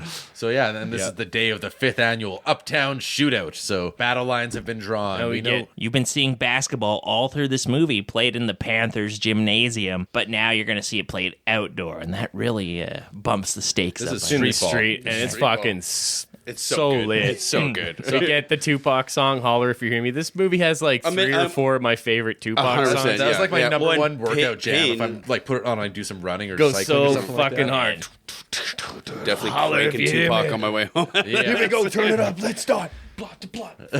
The Oh, and amazing regulate soundtrack. too for the Yeah. closing. We'll get to that. We'll get to that. I'm jumping it's ahead. such- No, Lots of Snoop Dogg too. But there is Yeah, there's a Dog classic, Pound, yeah, there's a Corrupt classic. earlier. I heard some Corrupt. Far Side earlier in Yep. Birdie's Yeah. Club. Yep. Fucking love the music in this movie. So Yeah. it's the golden era of hip hop, right? Like there's a reason it went double platinum, that soundtrack. But yeah, it's like everybody at the top of their game putting out. In the early 90s, man? Shit. Which is why I don't know if you guys noticed this, but for the big final ball game between Kyle's team with old coach and Birdie Tupac's team, the music under that is so crappy. It really stuck out to me, and it's very repetitive, and it's like Maybe they did it on purpose. once you notice it, you're like, I can't stop paying attention. don't remember to this what it weird was. beat. It was kind of that's like probably it why wasn't it's memorable, but yeah, you're totally I- right. Maybe 'cause, they like, did that on purpose. for the montage. Yeah. Yeah, maybe they just wanted to deflate. You had way too much. Yeah, exactly. The music's been the star of the show up till now. We'll show you a little repetitive. Should have just beat. kept it going. Get Corrupt and Daz going, yeah. and like we're off to the races, Yeah. man. That fucking shit slaps. I have issues with this montage. There's lots of sweet dunks and like lots of cool plays and stuff like that, but what I really need is some team names moving up and Yes. down brackets, some scorecards. I just need to know who any of these people are, because really it's just a bunch of different colored Yeah. jerseys. Number 41 on the red team, the other star, Man. he was actually a professional NBA player too. I can't remember shit. his name. Okay. Yeah, and I'm there was not actually surprised. a few in this movie, I think. 'cause I it figured was there must be. 100%, especially in the final game. Yeah. right? Everybody can fucking play. Yeah, It's like right. the way they shoot it is like you're seeing people do their shots. Dude, the you see the shots from like release to it It's going in the basket. expertly choreographed. It's like Yeah. all the games in the final, like I said, in the final tournament. Or Well, they probably This just like is the put them all kinda in there and had him go. This Well, they is just the probably- kind yeah. of ball I love to watch. Like, yeah, real street ball, 100%. Yeah. Shit. I mean, I've never seen a real Yeah. street ball game like that, which I would definitely love. It's to. so much better than the NBA is these days, where it's just so boring to watch. Yeah. Throughout this whole tournament, you see Tupac's team is like the really dirty team. They're just like fouling people left, right, and center. The refs aren't calling fouls. Moto's like disconnecting jaws with his elbows. Yeah, left and 100%. right. Yeah, just putting them all in the hospital. Yeah. It's insane what he's getting away with. Yeah. It makes no sense. They must have paid out that ref. Mota murdered a homeless man in the previous scene, and now he's playing basketball in this final scene. Murder so- guys on the court. Yeah. Looked like him playing for real, that actor, I think too. Wood Harris He's- can play. It would He's probably a make sense. fucking It would balling make- pretty honestly, hard. everybody that played basketball on it probably was them actually Yeah. playing basketball. Dude, right? Yeah, like it looks good. It makes it look good. I was wondering if Pac was going to be playing any ball in this movie. I was like, there's no way actually, he's good at while they were filming Above the Rim, he has a stand-in double for a couple scenes because that was his shooting when he got shot. Oh, really? Yeah. Interesting. Yeah, like famously, The first time. Tupac took a couple bullets, wrote a couple albums about good. it. Get that trivia. that was the Yeah, time. and he thought it was Puffy and all them guys And that who kind set of him up. set him off. Who shot you? But you Punks didn't finish. He really got crazy after that. Oh, we love Pac. Happy ending. East Coast, West Coast beef, man. I do love that classic Biggie or Pac. Yeah. You learn a lot about someone. What can you learn about someone, whether they like Biggie or Pac I more? actually don't know. I I love them both. I cherish them both, but I would always pick Pac. I know a lot about Luke. Pac He for likes storytelling Tupac. and shit. Yeah, just his yeah. overall storytelling. But I mean, Biggie for just flow, cadence, all that stuff. It's untouchable. To me, like listening to Biggie was like watching a gangster movie or something, and whereas Pac would actually have some like real life, socially conscious stuff that he'd drop on you every once in a while, like Brother's Baby. Pac had a great voice too, and great flow, and he Nobody did it like the storytelling and stuff, right? That would actually be an interesting one. The Pac movie versus the Biggie movie. Interesting. I think they have a I couple thought each of that, now. yeah. They have a couple each now, but the Pac one sucks. That Pac one didn't make much disappointing. I think there's splash. 2 now actually, and they even did the show. I think it's on Disney. I think it's called All Eyes on Me. It's like a 8 episode or What? show. Yeah, I know they did an All Eyes on Me movie. yeah. Let me hear. I know there's a show too. Yeah. I'll see if I can find it. But anyway, Because I know could like do the Get Rich or guy Die who played Trying. Pac in the Pac Get Rich- movie. that movie also did look played like him. Pac in the He did. Biggie movie too. Same actor. They're nice. playing. Kyle rolls his ankle. He's out. So due to right, Motah like Motah's fucking him up, left, right, He's Yeah, faking it though. yeah, Because he fakes the one, right? Just 'cause Birdie gave him like the ultimatum, like, right. man, you still work for me, man. You might think you're on this other team, but you still work for me. So you better fake an injury out there on the court That's and right. allow my team to win. So yeah, throughout this whole final game, Motah's taunting Kyle, where basically he's like, "You can't shoot, you can't pass. Like, Yeah. your ass belongs to us. You do whatever." we Birdie say." at every opportunity taunts Kyle with this. Like they're at the urinal. He's like, man, remember, you still belong to me. I own your ass. Get it again. They're at the beer concession stand. It's nonstop. He Yeah, he runs says, into this "You might guy. be on another team, but you're playing for me." Yeah. You guys notice Pac's big mobile phone? That was Yes. like a He's like- signifier that you were a drug dealer in Yeah, those he's like days. Georgetown would be pretty interested to know the presents you got. Yeah. Right? You took a lot of gifts, You man. may not be playing for me, but you may be playing for that. He's team. like, I'm a playing for big me. shot. And then he pulls out the fucking goofiest looking mobile phone you've ever seen. That's how you knew they had money, though. The antenna's like a car antenna. It's just like 6 OG feet cell long. phone, right? It's like the ones they used to talk to the Apollo astronauts on the fucking moon. It's like, I'm ready to do the drug deal. I got shooters on the moon. We don't play that shit on the moon. See Tranquility? I got all my homies up in there. Shit. Bugaloo ain't allowed on the moon. You stay the fuck off the moon, Bugaloo. Only Kyle allowed on the Just moon. my house. Paul 11 knows this Birdie won.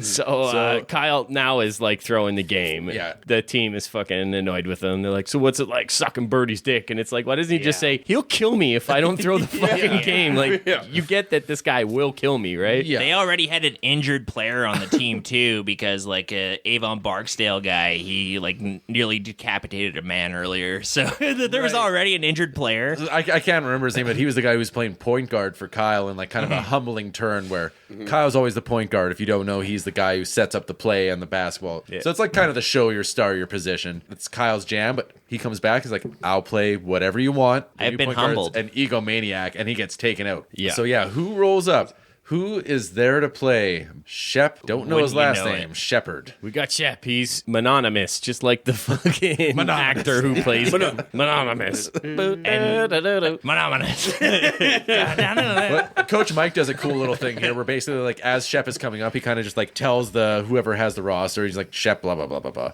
This is some weird like rules lawyering stuff, like right out of Air Bud. It's kind of where the movie just kind of assumes that it's cool. You know what I mean? He's Yeah. like he's been on my roster for a while. I mean, yeah. I think the coach says it. He's this- like, he's been on my roster for a while, kind of thing. And he walks up. He's like, Yeah, "Oh, he's on my roster." original roster. That's what it is. Like the It ref made me- fucking cares. So what, like, you pulling the he's letting roster SmackDown from? You pulling the happen on roster from your high school team from 6 years ago? Then is that your keeping the roster? Like, I kind of sympathize with Tupac again in this scene because Tupac's like, whoa, this guy, he doesn't have a uniform. And then but Coach he is like, can't do that. He's not on the list. No, he's actually on my old roster. Actually, And then from he's like, well, he 7 doesn't have a years ago. jersey. And he's a like, good thing here's I his keep jersey. Yeah, so he's dropping threes like crazy. I Yeah, thought it was comes in and unreasonable. takes over, basically. Right? He knows how to play the game the way that Tupac's team knows how to play, where now he's throwing the hard fouls and knocking people down. Also, though, Murtaugh was giving the gears real bad. Motaw, sorry. Yeah. Giving the gears real hard, dumping him a whole shitload of times. So he kind of starts off trying to just play clean. He's like, "Oh fuck, if this is what it's going to be." Then he starts getting dirty. Birdie's losing his mind. He's like, "What are you you're not going to call that?" And Russ like, "Give me a fucking And then break." the really important thing where Kyle walks up and he's like, "Man, what are you doing? It's just a game." He's like, "No, for me it ain't." Yeah, We get so many shots of like Shep scoring, and every time it cuts to Tupac going, "Damn, God damn!" Just rolling around, kicking shit. Yeah. Eventually, he's just in silence. Shep keeps scoring, and he's just like got a stony glare on his face. Yeah. That's when you know shit's getting real. yeah. So Motaw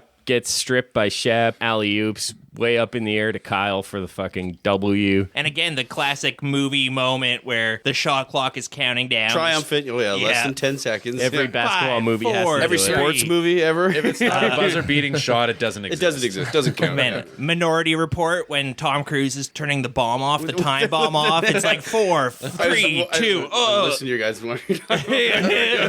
It's always the final seconds. It's perfect. Team America does a really good bit on that, where like they press the stop button at like 8 seconds and it keeps counting like they're like 5 seconds. Yeah. So then there's a twist, and Yeah, this Kyle, he's packing heat. he's got a gun. So this felt very forced. This is where Birdie Tupac just goes like, And he goes, "Go take care of business." To Yeah. Motaw. Up Right? in front of Somebody nothing. in front of 200 people. Yeah. yeah, you could have waited till Yeah. later and done a drive-by on his house. This But was- that's not gangsta enough. You know what I mean? I didn't gangsta. Well, maybe that's what it is. Maybe it's I've been disrespected on my court. I need a. Is it gangsta to die? Brandon, tell me. I'm going anywhere. I'm going out on the Man. court. All right. You picked the wrong role model, Brandon. My whole life I have. Yes. So, yeah, we get it. Shep, he fucking jumps and takes a bullet for Kyle. And this kind of like Rent-A-Cop there's undercover cops, I guess, and they Yeah. stop the whole thing like 10 seconds too late, whereas they could have been a bit quicker to act. Like everybody saw that there was a gun on the court. I know you're pro cop, and you Real- want them to open fire on any young black man quick, who J- appears to be packing a gun. Shows the intensity of the tournament when they have undercover cops with Yeah. fucking pistols in their fucking. Yeah. Just a plainclothes cop right there. As soon as the Avon Barksdale pulls his gun out and tries to murder Kyle, he just gets murked. He gets like gunned down by this undercover cop, and What an end for all the fucking spectators there. Just like, Yeah. I'm a soldier. I can't wait for the 6th annual.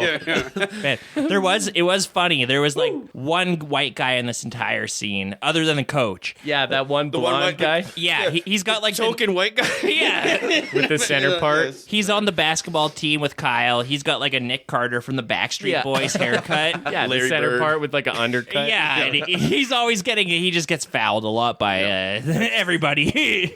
Oh He boy, held my his first own. movie. What do I get to do? You get to get elbowed in the Yeah. face about 50 times. That guy looked like me, man. I had that same haircut around that time, too. It's nice to see I wanted that representation. haircut. I was so into the bowl haircut when I was a kid. Oh, man. I was like, I want to put a bowl on my head and just shave all I around. think we all. It wasn't a like you had to get the undercut and the 90s center again. part. 90s center haircuts again. Let's not forget about our perfect Caesars. They can keep That's 'em. right. The hair's better these days. The Caesars came later, but I had the center part, and it was like, me too. man, I got so much pussy in grade Man. 6.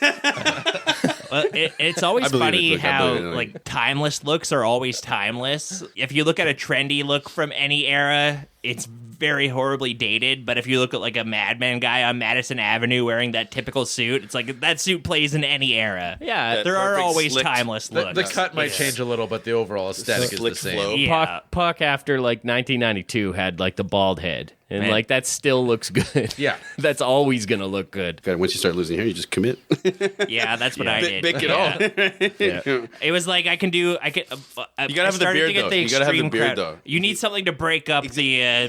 the flesh. Exactly, I think. yeah. Yeah. You get some people who just like really hold strong on those 5 strands they got, and they'll just Oh, yeah. The Homer Simpson. Yeah. There was a guy who worked in the mall who always had that when I was growing up, and he always had this comb over He that used was to just come like and two buy, big soda strands. for me at Shoppers. Yeah, it was like he's the only guy I've seen in real life who tried to pull off the comb over look. Don't light him up too hard. He's probably No. listening. But I love him. I went to his He made love to me. Oh God, He let me run let me run my fingers through his hair. I'm trying to make it better, but I'm making it He worse. bonked you, did he? He bonked me. He punished me for. We're playing for Bonks. What's Bonks? Oh, you'll find out. He bonked me hard. So cut to pour out a little liquor, another great Pac song. He's in the club, and Bug comes up and just shoots his ass. He's like, Bug, fuck Oh, you yeah. doing here? No And words, just blah, blah, no blah, nothing. blah, All you blah. see is like Feel. this dark look on Bug's face and Marlon Wayans' face. And he's Good. Yeah. boom, one had it shot. And coming. Marlon Wayans can sell that shit. Oh, yeah, he's he great can, actor. he can Great be like, actor, totally hilarious, but he can also kind of come in with that dark 100%. energy. He's for a sure. good actor. He's a good 100%. actor. Yeah. It is kind of how every hood movie of the era ends. Like we were talking about Menace to Society. It Boys in ends the with Hood, the Boys in the Hood. Like one of the main characters gets gunned Well, down. even those have extremely similar stories to Above the Rim, right? Yeah. That troubled teen trying to figure it out, Yeah, right? yeah. Trying to break off the destructive forces. Only just trying so to many be good, avenues right? available You got that to one him. really good, you know what I mean? The one, Kid who one might good have a mentor, then the one chance. shitty mentor. Right? Yeah. You can go to college if you try, but oh no, you can make $100 You'll be selling the first drugs. one in our family to make it to university. Yeah. I mean, we have folks like that here. You go to high school, like so many kids from our high school, like you can go work in the oil field and make fucking bank, or you can go do something else, and like it's easy. Like Or when you they, can when drop they out dangle money and in, sell drugs. yeah. Yeah. when they dangle money in you, it's easy to go. It's easy to go do whatever. So then finally we get to see Kyle Watson playing in Georgetown. He's Makes playing it. college ball. He's a team player now. Yeah, he's on TV. He's a hero in the conference championship, and we see his It's- mom and Shep watching proudly. His coach. He's got coach. a wicked jump shot. He sinks a 3 for the game winner. And it's Yeah. the best of Within both 5 seconds, worlds. too, Yeah, as well. yeah. Because he's still like horrible showboat where like, but now he's also passing. So he passes and then he runs into a showboat position to keep himself open. And like, he's like- like, oh, he's the best of Dude, both that worlds. is actually a very beautiful set basketball play. But that was a nice Very play. good That was the best Very- play in the that is a movie, I think, game-winning at the play. end. That is a very game-winning What? Where play. he passes it. They have Passes, to pick. He loops, runs around back. gets Gets the open pick. for the 3 and shoots it. It's- Ties up his Textbook, it's defender, great. gets like tangled up with Yeah. 2 other guys. Yeah. The picks, man. Nice. The picks. So like yeah. you can be a showboat. Like if you want to be successful at the game, Yep. you need to be able to get around people and It's like a showboat. team Dude, like sport. so much of it is like it's not like hockey where you're like blowing past people. You're like a lot of it's just like you're standing still and you got to like psych them out a little bit, and so that's important. But you got to pass. Well, actually, basketball is constantly flowing. You always have to be moving, right? Yeah. Just like hockey. In basketball, there'll be times where like the person's just like they're dribbling the ball, Wait and for then they something kind to of open like up, they do right? something, they do a fake, like basketball, like hockey, they're always going past. So like you got to be able to do that, but pass Yeah. the ball. Got to be a team Yeah. player. Basketball is a game where you can be a star and like really hog the ball, and that's one thing that kind of stinks about it a little bit to me. There can be a One difference player. maker on the court, like a One Michael player, Jordan Michael or Jordan. someone. Like we have Connor McDavid in our keys, like the closest thing I've seen to a Michael Jordan in hockey. It's insane. because he can like undress 3 defensemen, It's but like insane. Michael He Jordan makes- did that daily. Like Yeah. that's just Yeah. what he did, Yeah. and he could win games by himself. Basketball's not like hockey. Where like a good game for a hockey player, you're getting 3 goals or whatever. Like a good game for a basketball player, you're 50 points. Yeah, you're Plus you're getting like rebounds, 50 plus- points. yeah, Yeah, plus Will rebounds, Chamberlain assists. scored 100 points one game. yeah. Like, Insane at a professional level. you have to like be able to like blow past the defense regularly, and it's always nice to see him get his little moment. yeah, And- and, It was, he a nice, is. it was a nice ending. You know, It was what a I mean? nice Very ending. it wraps it up very nicely Yeah. for. He's playing for Georgetown, which is the college he's been wanting to get into through the whole movie. And then they're like interviewing him. His team wins, and they're like, "How did you win?" And he's like, "Well, I popped my fingers and made my knuckles do this." I snapped my wrist. Yeah. And that's, yeah. And then Shep coach, and Yeah, mom just kind of have their little. fundamentals. They're very, very charming smile. Yeah. And that's how. Like He's looking on with pride. And then it's roll. Kyle. And then it's roll credits, and then Regulators mount up. Mount up. Great. Right. Which just gets you jacked all over again. You smoke like I smoke. I was watching this with my wife, and she's like, "What's Warren G?" What's a Warren G? What is Warren G? I'm like, he's the guy singing the song. This guy, What's a and Nate I'm like, Dogg? no, that's Yeah. Nate Dogg. Yeah, what's I was a like, Nate who's Dogg? Nate Who Dogg? or I'm what like, is this Nate Dogg, and how does it relate to a Snoop Dogg? Those guys with their soulful hooks and shit, dude, changed. That's what I mean. That's what made Yeah. 90s hip hop so special too. You know what I mean? The G-Funk. Yep, exactly. Well, that's Dre started G-Funk. G-Funk era, funked out with a gangster twist. They truly thinking- started that gangsta shit. Dre had his fingers in so many pies because he was like, Still does. I'm still at the I'm at the start of the gangster rap got the Straight Outta Compton. Oh, here's little G-Funk. You asked Tupac. Dr. Dre had his fingers in so many guys. And we've all seen that macrame outfit he was wearing before he became famous. You know, I just realized too, that was the only time that had that like East Coast West Coast kind of beef, like to that level. I mean, Yeah. it wasn't as major as like the media made it out. I guarantee to be. all those guys at the time where it was a selling feature, right? Yeah. You lean into it huge, right? Like behind the scenes, they Definitely. were probably all fucking homies. They're But selling records. And I think there's still ripple. Pac was serious. I like to the think thing they with were Pac homies. was he was Yeah. serious. Yeah. Serious to a fault. We are both Again, poets. I wouldn't want to talk movies with Pac, probably. You know, like he's just very serious, very focused on. I think he'd be an all right hang. He liked to smoke weed and talk shit. I just write lyrics with him. Problem is that'd be like Marlon Wayans. Can I make a beat for you? You rap over it. Yeah. Oh my god. Tupac would push me down and like, get out of here, man. Get out of here. And I'd be like, I'm the comic relief of this movie. Your jokes ain't funny. you can't shake the rock. You suck, for one. So what's Warren G doing these days? Can we get him to like produce our podcast intro maybe? If you're listening, I know Nate's been dead for like 13 years. it's been a while now. Yeah. I got a Facebook memory today and it was like R.I.P. Nate Dogg. Oh, really? It's from like 13 years ago. That popped up today too. That's some cheesy universe shit there. That's kind of funny. Yeah. That was like pictures of you attending his Regulators funeral. is like one of the most classic hip hop He songs hits of all so fucking many time. fucking bangers. But yeah, that's Above the Rim. A pretty good little movie. We're going to take a little break and we'll be back with Slam Dunk Ernest. Let's all go to the lobby. Let's all go to the lobby. Let's all go to the lobby to get ourselves a treat.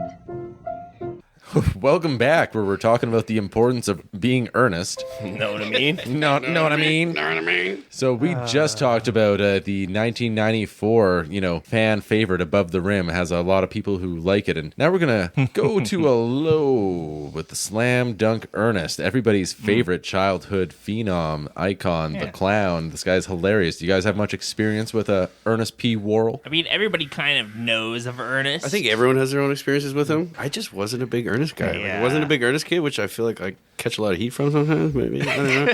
Just You like constantly Ernest? catching heat. People on the street being like, Hey, there's the guy that doesn't like Ernest. Get him. you become a pariah, but it's pretty brave of you to stick by your guns. Yeah, way to say that. I don't know if Ernest would have been as adored and cherished if he came out these days, where we have, like, for me, Ernest was like a thing. I recognized the face. I thought he was funny, and I would just rent his tapes because, like, he stuck out. Like, he popped in the movie store, so I rented a lot of his stuff. I was an Ernest kid in every conceivable way. We watched Ernest Goes to Camp, Ernest Goes to Jail, Ernest Saves Christmas. Ernest Gets Stupid, I didn't like as much, but the rest of them were good, and then I fell off after that. Yeah, I never saw when Ernest went to Africa or anything like that. That's what I said. I didn't even know that existed.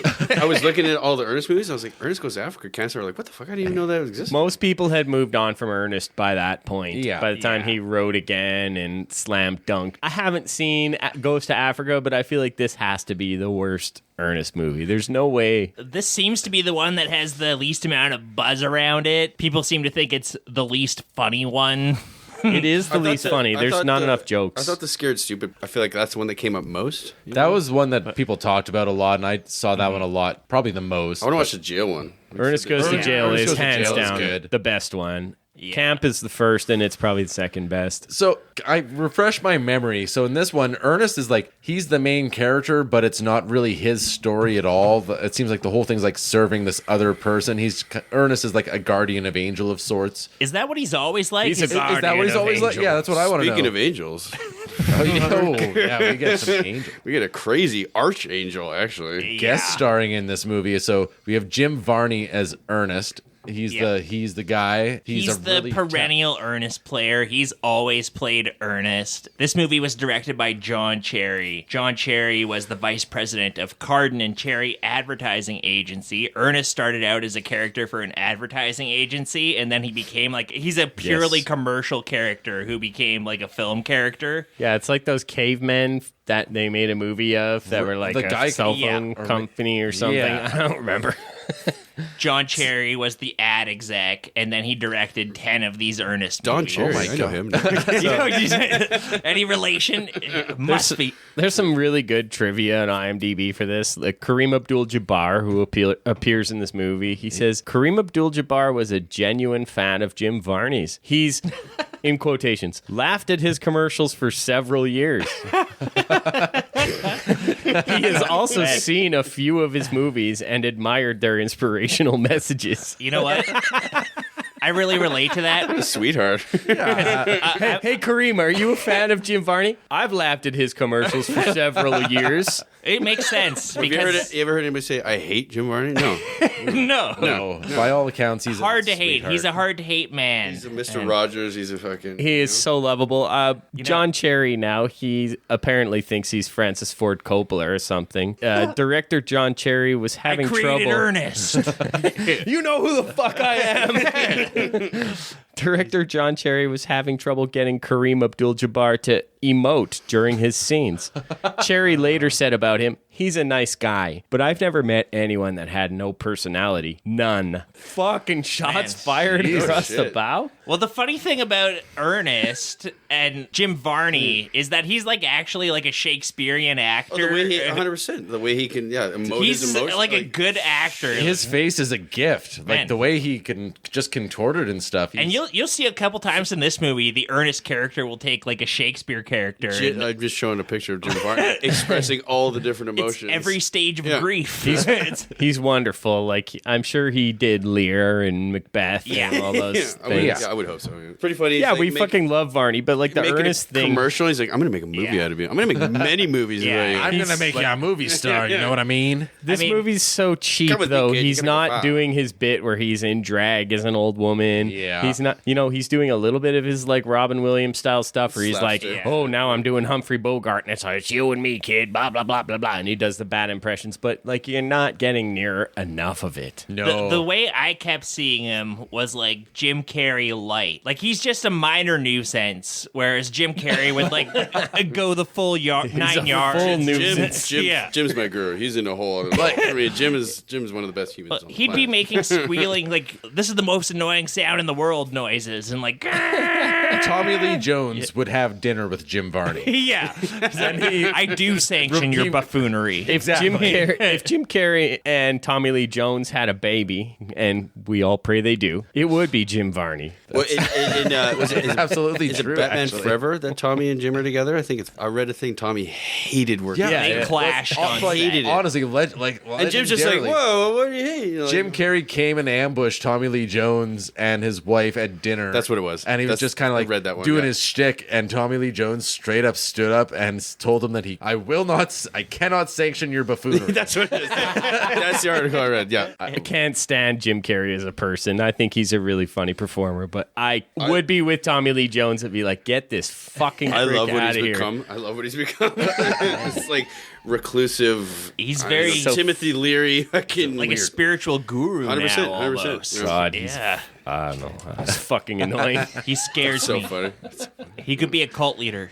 But I think Jim Varney, outside of being Ernest, would probably be a pretty normal dude. I hope so. He was a heavy smoker. He never allowed himself to be photographed smoking. He wouldn't allow those to be released because he didn't want kids to know that he was a smoker. But That's he how was. he got that That's sexy. so sweet. That is Yeah, sweet. but he was like a chain smoker, and he died too young at the age of 50 as a result of it. But it seemed like he was a Yeah, nice guy. Died of lung cancer. Right? Yeah, but so he was earnest, and a lot of people really like him. He brought a lot of people a lot of joy. I showed my kids last night, and they laughed a lot. They really liked it too. My kid was a little sick, and he, I guess, had a nightmare or something. He woke up, and it was like almost midnight, and I'm still watching this dumbass fucking movie. want a And real he like nightmare? comes stumbling down the stairs. He's like, Dad, and I'm like, oh, come, and I like comfort him, and then he kind of just slowly turns around after he's like a little less shaken up, and he sees the TV, and there's basketball, and he's like, what are you watching? I'm like, I'm watching Ernest. Want to watch? And he's like, yeah. And I turn it on, and he's immediately laughing his ass off at fucking Ernest. It's still He's plays- like, oh my time- God, he dropped the phone. Oh, he's so stupid. Timeless slapstick. Yeah, exactly. Yeah. Just making funny Universal. faces. If somebody drops a book or something like that and they try to pick it up and their foot kicks it away, I'm gonna laugh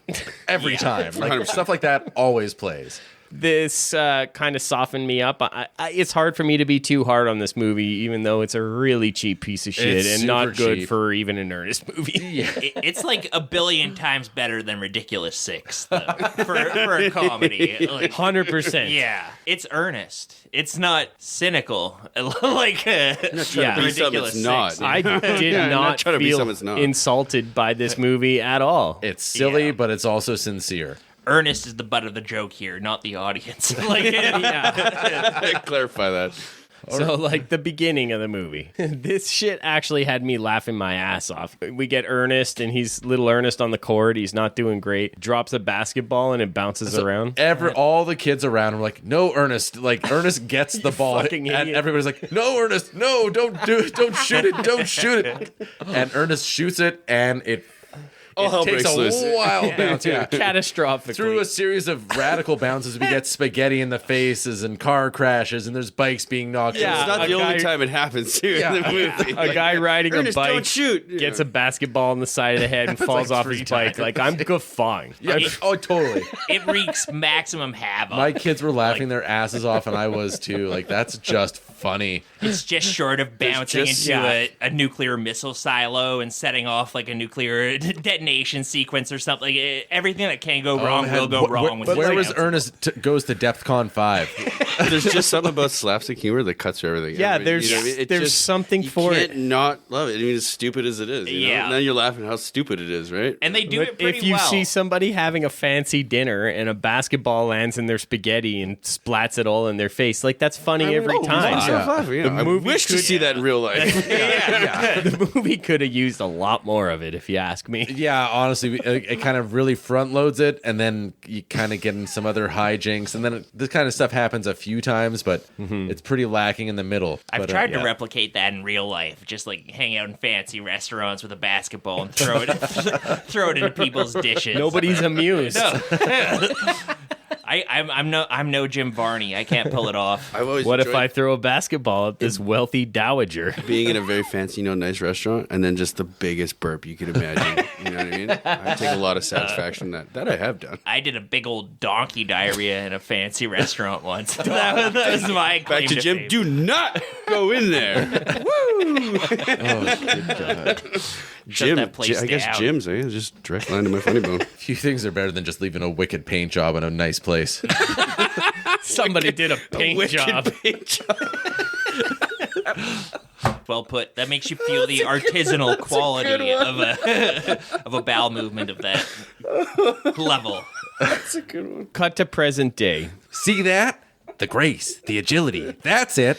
It's basketball. Yeah. Ernest loves his basketball. Yeah, he's a janitor in this abandoned mall in Vancouver, British Columbia. I can jam. I'm in the zone. There's this whole team of black guys who clean the mall. They're part of the clean sweeps. Their passion by night is that they're a basketball team, but during the day they have a contract where they have to clean the mall, and I think Ernest Yeah, they're is just part of their cleaning crew or something. They're by day they're your average janitor service, and by night they're an all-star basketball Yeah. team. He wants to play with them. He Yeah. wants to be one of the cool kids. And they all like Ernest well enough. Yeah. But For a white guy.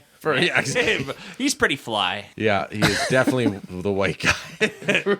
Yeah, they're like, you're a redneck. You're short. He's short. He can't play. He's got no game. He's a Peckerwood. And they call him a redneck a few times too. yeah. That's funny, Which I mean, Just He that maybe seems is to the take- 95 stereotypes. Yeah. He seems to take that pretty bad, actually. He He's, doesn't like hurt. that. I feel like Ernest has feelings. His really- feelings can get hurt, and they do get hurt. His biggest ambition is to be like their friend and be part of their team. He just wants to be included. Be included, yeah. And one of these guys is Miguel A. Nunez Yeah. Jr. I He love was him. in Return of the Living Dead and Friday the 13th Part 5. Yeah, he also was in Life, another movie I really love, love with Martin Life. Lawrence Oh my- and that movie- Eddie Murphy. Yeah. Yes. I love that movie so much. He's like the, I I don't know what's the politically flamboyant, correct way to say. Yeah, the very, very flamboyant. Fucking, He can play those roles. He's the gay flamboyant one. gay guy. Yeah. Which he absolutely nails. He's such a fucking good actor, but Yeah. he's TJ in this, and he's like the most hood, the most I love aggressive toward Ernest of the crew for sure. He always takes the performance 100% serious. Like, when he's angry at Ernest, he'll be, like, actually shouting at Ernest, and it's like, oh, leave Ernest alone, man. Lighten up a little bit. Yeah, he was intense. Sebastian was watching, and he's like, "Oh my god, That's a mean he's like, man. that guy's mean to him." You can have boundaries with friendships. Yeah. You don't need to Come here, put boy. that Let me Ernest. show you life. But then, when Ernest flips it around, he's also the most, like, Ernest, man. Ernest the man. I always loved Ernest. I don't know what you mean. Man, those shoes. Well, he goes where the wind blows. Ernest has this lottery ticket lady. I think she sells lottery tickets. Secret She love. has Yeah, like right. boogers and stuff. She's, Yeah. like clearly attractive, but also Miss- is wearing glasses. If and only has, she like, a took her frumpy glasses hair. off, and like let that hair down, then maybe she'd be something to look For at. now, she just beat it, nerd. She's super hot. Who are we kidding? So Ernest thinks that she's like pretty cute, and the guy and like all the guys are saying that like she Snap would give him out the of time it. of day, but meanwhile, She's way out of your league. yeah, but she's like blowing boogers into her blouse and stuff like that. Yeah. Like She's Miss Taradiddle. Perfect for Ernest. totally, yeah. She has a nice sheen on her skin of sweat, and she's blowing boogers into her blouse. And- Even like that, I wouldn't mind diddling Miss No. Taradiddle. yeah, aptly named. Yeah, she's trying to hawk some lottery tickets, and I don't know. I sold lottery tickets. I never tried to sell them. Like, Well, she's so into lottery tickets that when you see her in her personal life in a couple scenes, like back at home, she's just like watching lottery numbers being drawn on TV and She's stuff like that. obsessed. It's like, bizarre. It's like a Bible character or something. Imagine Or- coming across someone that hustled, like really hustled lottery tickets. knew how to play that God. lottery. Man, when you can find that perfect system. You ever had the bingo one? You had the bingo. Yeah, you had the bingo one. Come on, set for life. Set for life. God, I would hate to be stuck behind her in line at the 7-Eleven and I just want to get some smokes. like I had like when I was doing that still when I was like selling that. That is a shit, special type of human being. People come in.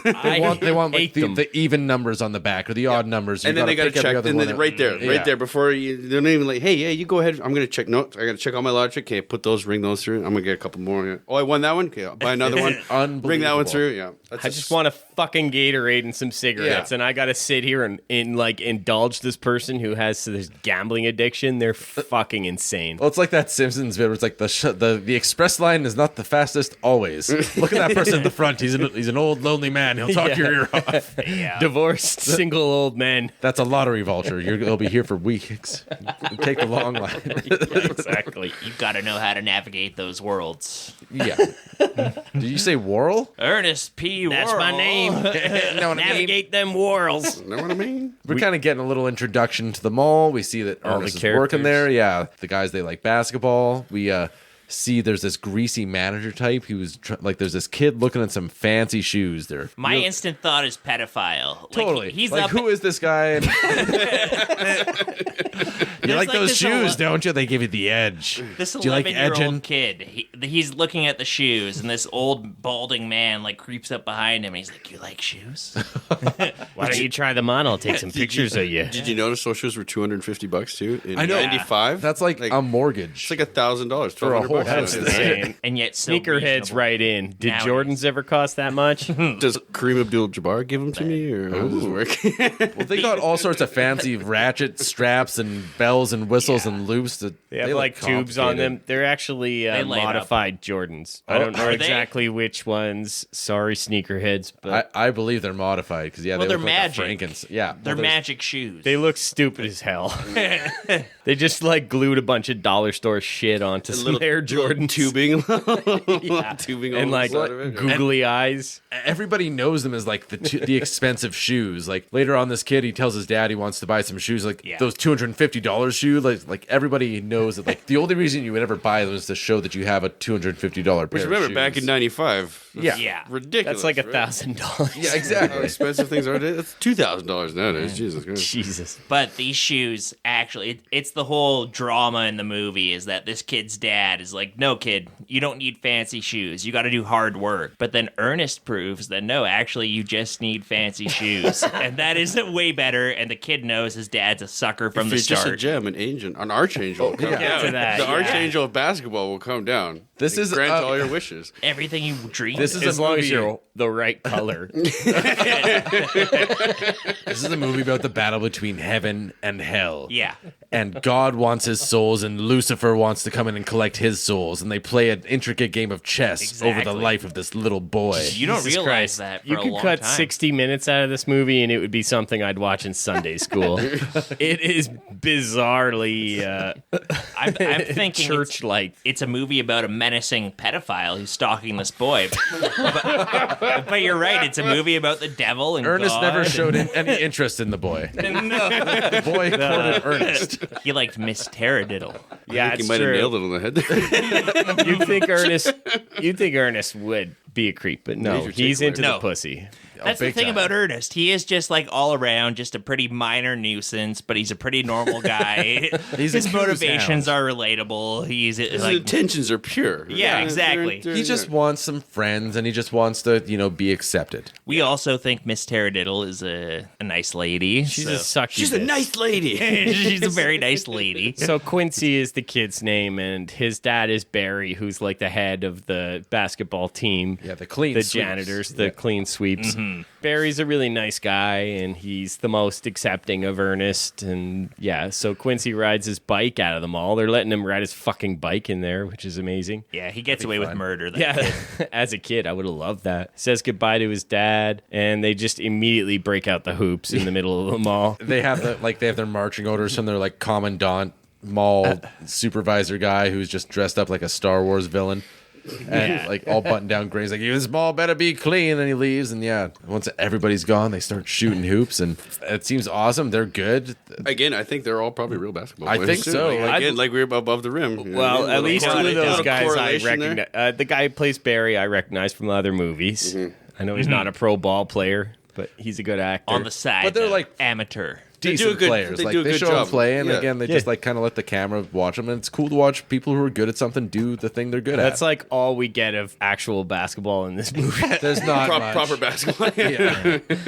Ernest is making himself a really annoying nuisance throughout all this. This is probably him at his most annoying, where he's like, I'm open, pass the ball to me, fellas, and they're just ignoring him. Yeah, There's he's swinging around on light fixtures. He's on a ladder. I'm Air Ernest. Hit me. Yeah. I can't miss. Hits Come another- on, guys. And another moment, Ernest, don't throw it. Again, my kids are cackling the whole time, and I'm not laughing as hard as they did at the An beginning. insane But it's series still- of events. He Yeah. destroys everything. Well, you know, Yeah. Ernest Yeah, has they his give Ernest- nutso moment because, like Shep, he has that tragedy with nutso that he can't get over. Ernest has this tragedy from when he was a kid where people were like, "Don't shoot the ball, Ernest," and he did.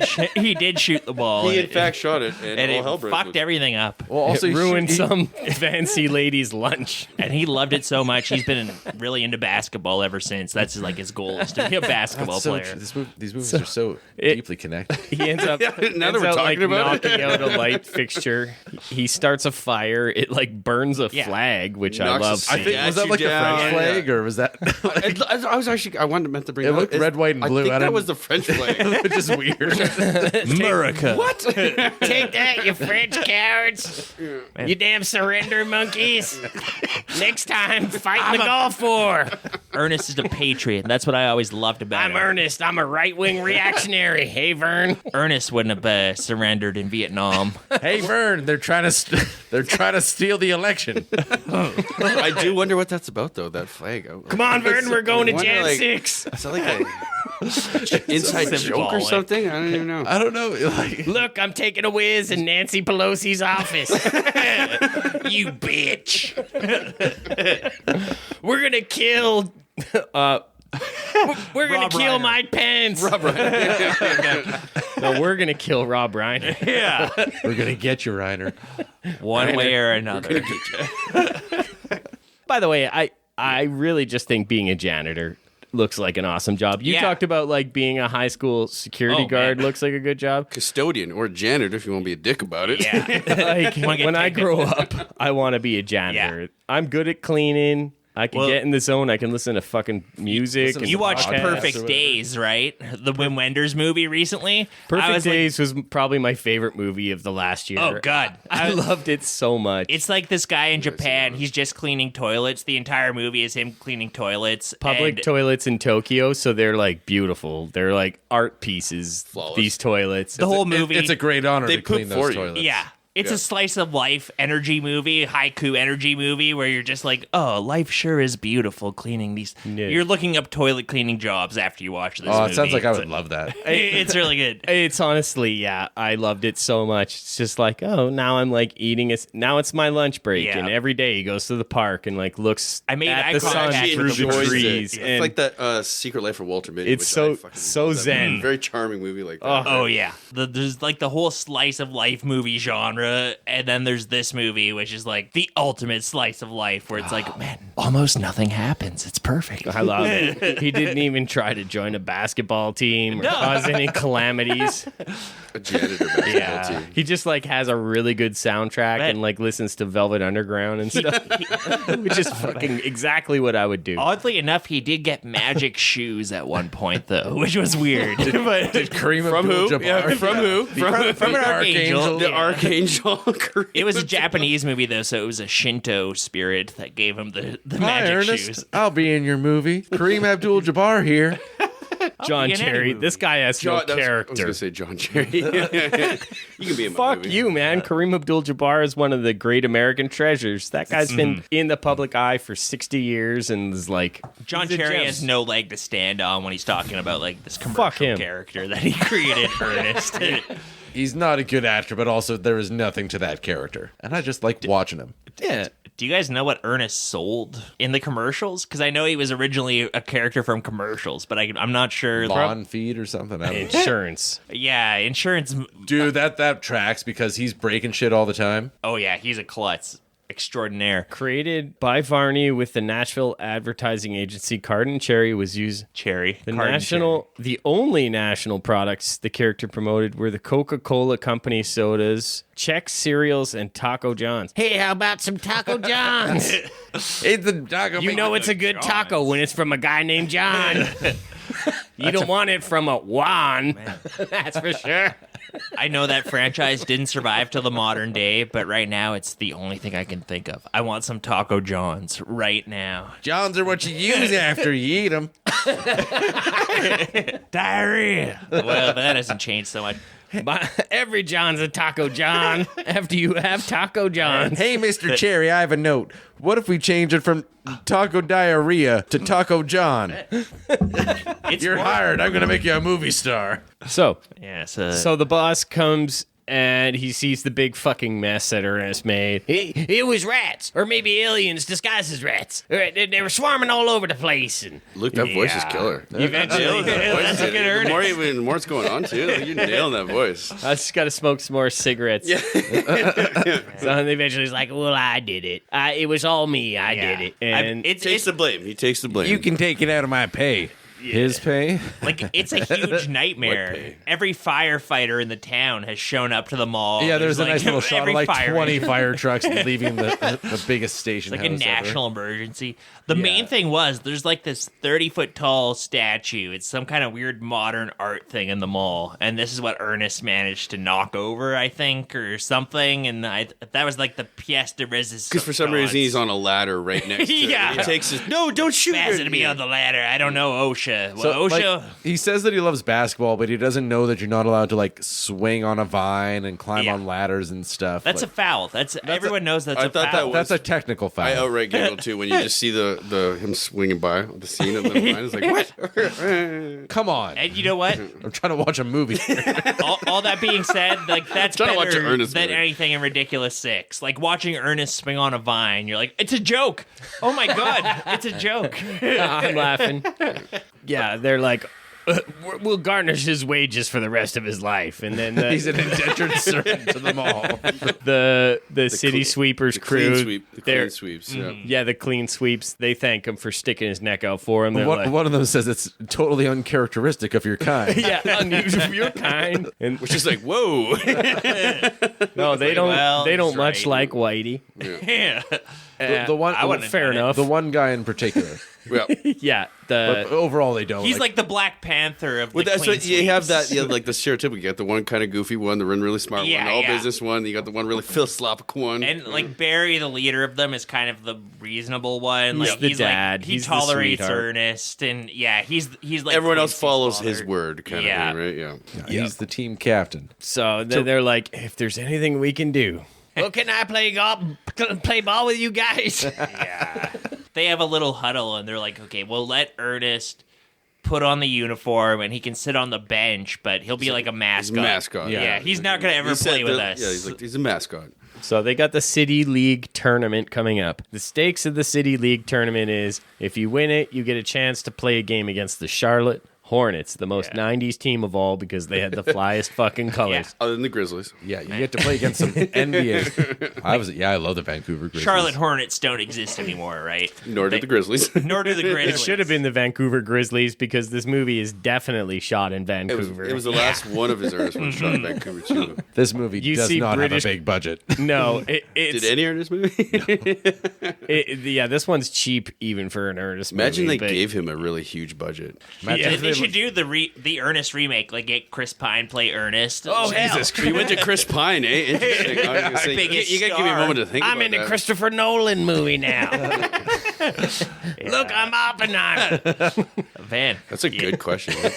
Nowadays, who could play Jim Varney? Oh my god. Hey, Vern, do you ever think about how time goes slower in a dream? But what if you go into a dream in a dream? Oh, I made all these orange boxes explode. You know, Jim Cherry wisely retired the Ernest character after Jim Varney died because he knew this is like It's Varney's character, and Which, and to be fair, that's respectable. Yeah, and Yeah, nobody's yeah. gonna No, touch and like it. we're talking about, but nobody can do it. There's not enough money and in even an if Ernest you did, reboot, it's and- blasphemy, right? Like all the Yeah. remake nowadays, it's just remakes, right? yeah, It's exactly. also This Crow we remake don't and make shit. actors like Jim Varney anymore. just, no, No, this guy like isn't. no, they made us. Yeah, he's a catcher's mitt. He's got he is a weird. creased face. He actually looks like, he looks like a catcher's. So yeah, I see what you're He's an going. anomaly. He's got like character actor face. He's got like Wild Bunch smoking in the car face. But he like he somehow became like a phenomenon. He was like Where's the Beef Lady for Burger King for a while, where he just had like 16 hit movies where he played this commercial character. And Maybe like his slapstick was just a really big thing in the early '90s too. Like you think about the Jim movies with like Dumb and Dumber and Ace Ventura, same era, right? The Wayne's Worlds. he's talented at that kind of stuff. He pulls that stuff off pretty well. I'll give him that. Man, was that the last good era of movies? No, I'm He- kidding. I'm kidding. He did funny bits. Like, so to convince my kids to watch this movie, I showed them a clip from, I'm like, you got to see this Ernest guy. He's really funny. Do you Like, show them the clip from another movie? I showed him a clip from Ernest Goes to Camp where he like sets yeah. up the rotisserie. And he's like sitting down and he can control with his foot. And Fox is like, is he going to go in the fire? I'm like, I don't know. And so like, sure enough, he start getting dragged in the fire. He's like, oh no, oh, he's going in the fire. Oh, and just like losing his. I love his hearing these mind. stories of you guys like Yeah. introducing your kids nowadays Yeah. to these movies. I actually really enjoy And hearing this. And it's like, I really like I how enjoy you're. it. That's got to be a very satisfying moment as a dad too, eh? Yeah. Here's Yeah. a little piece of my childhood, right? Yeah. What happens if they went, Dad? This is lame. Okay. Then How's we that God, break I don't it? even want to Yeah, think I was gonna say, how does that And you break? beat- we down? would have watched like Cars or something or Captain Under. We would have watched some movie they wanted to watch, and that's fine. It'll and I break would have my stayed up till heart. midnight Yeah. watching Slam Yeah. Dunk Ernest. It'll break my heart when my kid doesn't like I was shit gonna that I say- liked when I was a kid. Like I always put it to like the '90s station and stuff on Sirius when I'm driving in the truck with him, and I'm always like, "Chumbawamba" comes on the radio. I'll be like, "This is a fucking good song, hey?" And he'll be like, "Yeah, I like this song. This is great." And I'll be like, "Good." They were like, I pissing couldn't the night handle away. if you said. If and when I had kids, if I showed them like the first Teenage Mutant Ninja Turtles movie, and they like, Dad, this is lame, I'd be like, get out of the house. Yeah, exactly. You are not, my son. You're not Yeah. my You need to selectively expose them to shit, Yeah. so that way when they do see something like that, it blows their mind. And you can't properly. probably like hype it up too much too. I No. think, right? No, interesting. Exactly. You gotta I do lead the enjoy hearing horse those to stories. water. you But guys our show the kids are still young enough that like they don't just like resent us or think that anything that we like is automatically True. uncool. very true. Yeah. And that day is coming, and I'm dreading it. Yeah. Yeah, they haven't wised up yet. I've been uninvited to a lot of birthdays, but they still usually want to hang out with me. It's like the biggest thing. It's like you're not invited to my birthday party. I'm like, oh shit. Yeah. Your birthday party sucks. Yeah, my kid likes to tell me, you're not my best friend anymore. Ouch. Who's your best friend? Lachlan. Oh. Okay. Alright. I guess Makes you think back- Lachlan's got some cool Transformers though. Makes so. you think back when you were a kid and when I would tell my dad like, yeah, you're like, yeah. oh man, I was a dick. Yeah. Yeah. Kids be dicks. Yeah, my So- dad was a great dad. He was like Jack Frost, and we were always building snowmans together. He was a musician. He wasn't in town much, but Yeah, and then your dad turned into a snowman and he melted. But he was there for your big game. yeah, that's When you what got counted. the game-winning shot Yeah, with 5 exactly. seconds left, I got a 3-pointer from half court. with 3 seconds left. I think he. That's my boy. I think he assaulted Nadia from American Oh yeah, Pie. he assaulted a lot of. Well, who wouldn't? Honestly, that's real quick, right? It's the first game. So Yeah, okay. Ernest Yeah, rolls the up in his men's shit locker box. room. Yeah. These games They take suck the so Titans. hard. I had to mention that too when he walks in. This is a real men's locker room right now. Yeah. Tank of the Titans. Oh, you got Temple of Testosterone. That's a real jockstrap you got on. I bet you guys are bonding right now. Right arm. Out of state. We just don't get enough of Ernest just riffing in this movie. Yeah. Like, is that the difference between this movie and other Ernest movies? Like, is he way more Jim Carrey ridiculous in other Ernest movies where he's Yes. causing way more Yes. problems? I remember and I stuff? watched- Well, Some not more even causing bits. problems, but just like riffing, just going off and like doing bad impressions, and then it'll like cut to him doing in like He's like different Robin They Williams. probably just costumes. let him riff too. Yeah, right? just Yeah. more like Robin Williams is Train the camera on him, Robin let him and go. Jim, like Jim Carrey. Yeah. Maybe doing The amount of times the references. director's like, just let him go.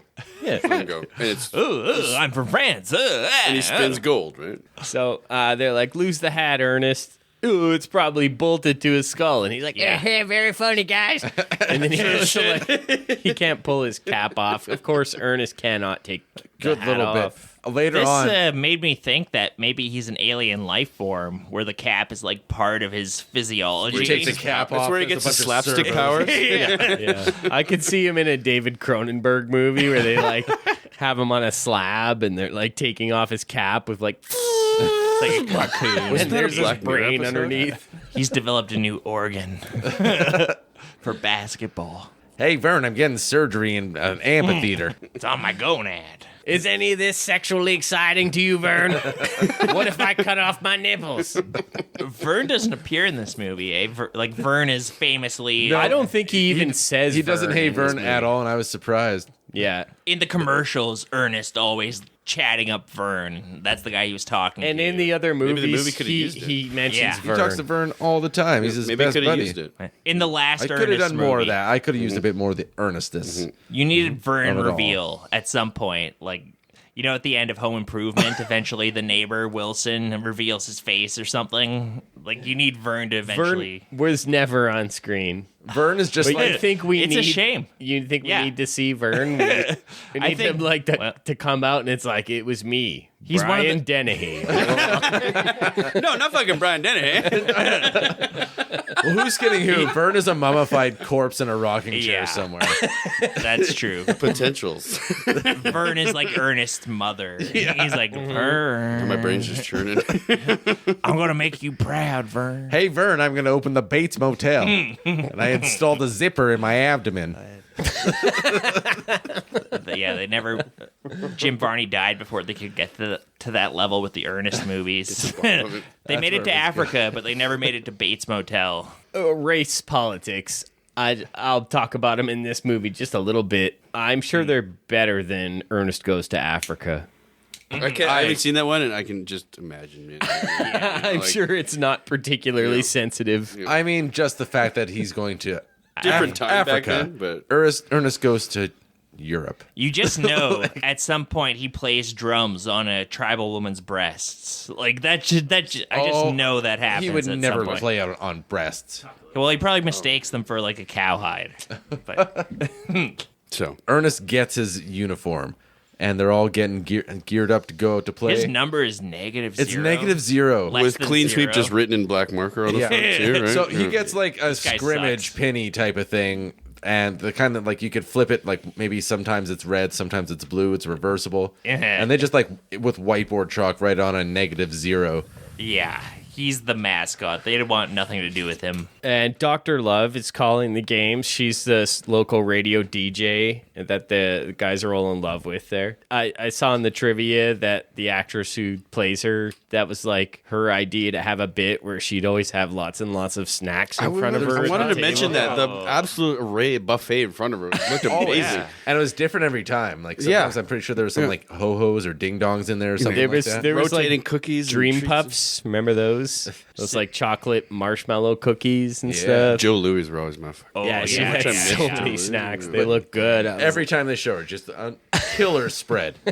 She's kind of like Brad Pitt. Who in Ocean's for? 11. You know, we don't see her. mid game, you just walking by and grab a who. Keep Yeah. going. Oh yeah. We don't see her eating any of them. Really, they're just full bowls of snacks. And she's like, she does a radio show and she's announcing, so it's not like She's for such the a fancy viewers. character that she's just like, a buffet will be laid out before me in every scene, but I won't even sample Oh, it. dude, she gets I a just- buffet of basketball players because as they're going by her, it's one by one. Yeah. They're like kind of like throwing down their game, and then the one guy's like, "Oh man, if beauty were a minute, you'd be an hour." I remember her That's first. pretty good, man. When Pretty she good, introduced smooth. herself as Dr. Love, the first scene, like the first thought I had in my head was the what's her name in The Warriors. Totally. Yeah, yeah, Right? yeah. You guys yeah. have that too? Okay. Yeah, yeah, it's not just me definitely. then, right? Yeah, I was yeah. just like, especially when she said Dr. Love, right? The lady on the radio, she's like, Warriors, Yeah. you're going to have to walk back and get your ass kicked. All you see is her voice with the Totally big, the bright mic. red Totally like lipstick, the right? cadence she had, where she's just kind of like sultry Dr. Love, and you've got to Yeah. Ernest is gonna have to do some real slam dunks.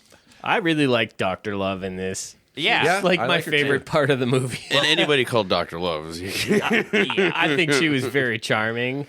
There Yeah. was like the basketball team was always trying to impress her, like the clean sweeps, and eventually somebody tries to impress her and like hurts his foot, and Barry, the hard ass on the clean sweeps, he's like, "You ever try to showboat like that again? I'm gonna bust your ass off this team. You understand me?" I'm gonna bring in Ernest. He's like, Yeah. yo, that's cold, Yeah. dog. That's cold. Ernest Barry's is a the nice Judas guy Priest. until anything threatens his position on the basketball Yeah. team or his basketball team. Like, I sacrificed too much. You understand me? I will cut your brake lines. You're not gonna make it home from the food court tonight. Damn, that's cold, dog. That's cold.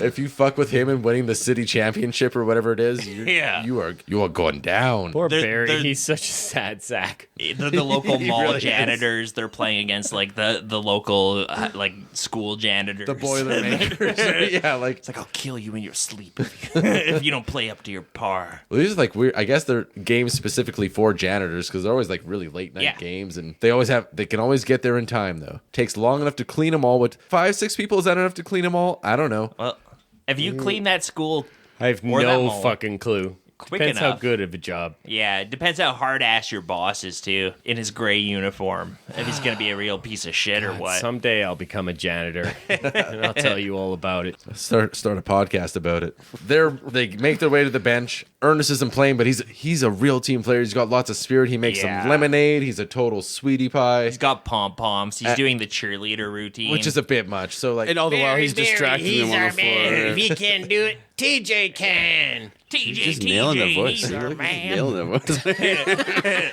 voice. Should we make our own Ernest movie? I think we found our very. I think we found our star Jim here. Varney right here. All the basketball scenes in this movie suck. They're very Agreed. They're like quiet. You can like hear their sneakers squeaking on the court as they play. There's 5 people in the crowd. You can hear like the ball like bouncing on the court. And You we're can hear going the echo. And we're going from above the rim when we're talking about that's some like amazing basketball choreography here. Like it's incredible. And then we go to the I It's thought the noticeable. actual basketball playing was fine, but yeah, they could have had some people in the stands. But again, It's Could have had showing some up to watch. holler if you hear me on the soundtrack. But Space come on, Jam. if do you you go expect to there to the be people school in the gym, stands? I'll It's take 11 o'clock and it's a bunch No. of janitors playing. Well, 'Cause Ernest. They're not getting out of the mall until at least 10. Everybody in that town wants to see Ernest play. Not yet, they don't. Not yet. He hasn't captured their hearts. So Ernest is like, hey, when are you going to play me, Barry? When are you going to play me? When are you going to let me play? And he's like, oh, I'm saving you for OT. Ernest, shrewd, very strategic. I'll just sit here like a quiet cobra, throbbing with power. Throbbing with power. Barry's getting progressively pissed off with Ernest, though, where, like, every time Ernest does something, it's like, oh, God damn it, Ernest. He's just like, Yeah, he's making a big distraction. Yeah. And this is when he really fucks up. Is it's like damn near the end of the game. Ernest is like, yeah, I'm doing my cheers. all of his cheers broke up. He broke it into a big sweat, so he needs to kind of dab. At one point, the entire team gang beats Ernest to make him put the pom poms away. But then they score another basket and they pull the pom poms out again, and he's distracting the team, and he like knocks over a cart full of basketballs. And Every time he moves, it's shenanigans. yeah, Shenanigans, I tell you. Yeah, Wouldn't you know it? They're up by 1, and Ernest draws a technical foul for the It's team, so a the foul. buddy just gets to take a couple free throws. Yeah. And they win by 1 point. How much time left? 5, 4, just 3. enough. And so Ernest let the team down, and everybody lets him know it. Everybody's just so pissed off with him, and I mean, I get it, but also they're being pretty mean to Ernest, but also they like their basketball. I don't know. I don't think they were harsh enough. Yeah, that beatdown was a little deserved. You know? Maybe just the one. They should have put him in the hospital. Barry should have had a razor blade hidden in his cheeks. In his mouth. Yeah. Fucking ground. It's a trick I learned in the hood from hi to from Birdie. So yeah, Barry, like everybody takes their turns roasting Ernest, and then eventually Barry is like, I gave you a uniform. You lost the game for us, and you didn't even play.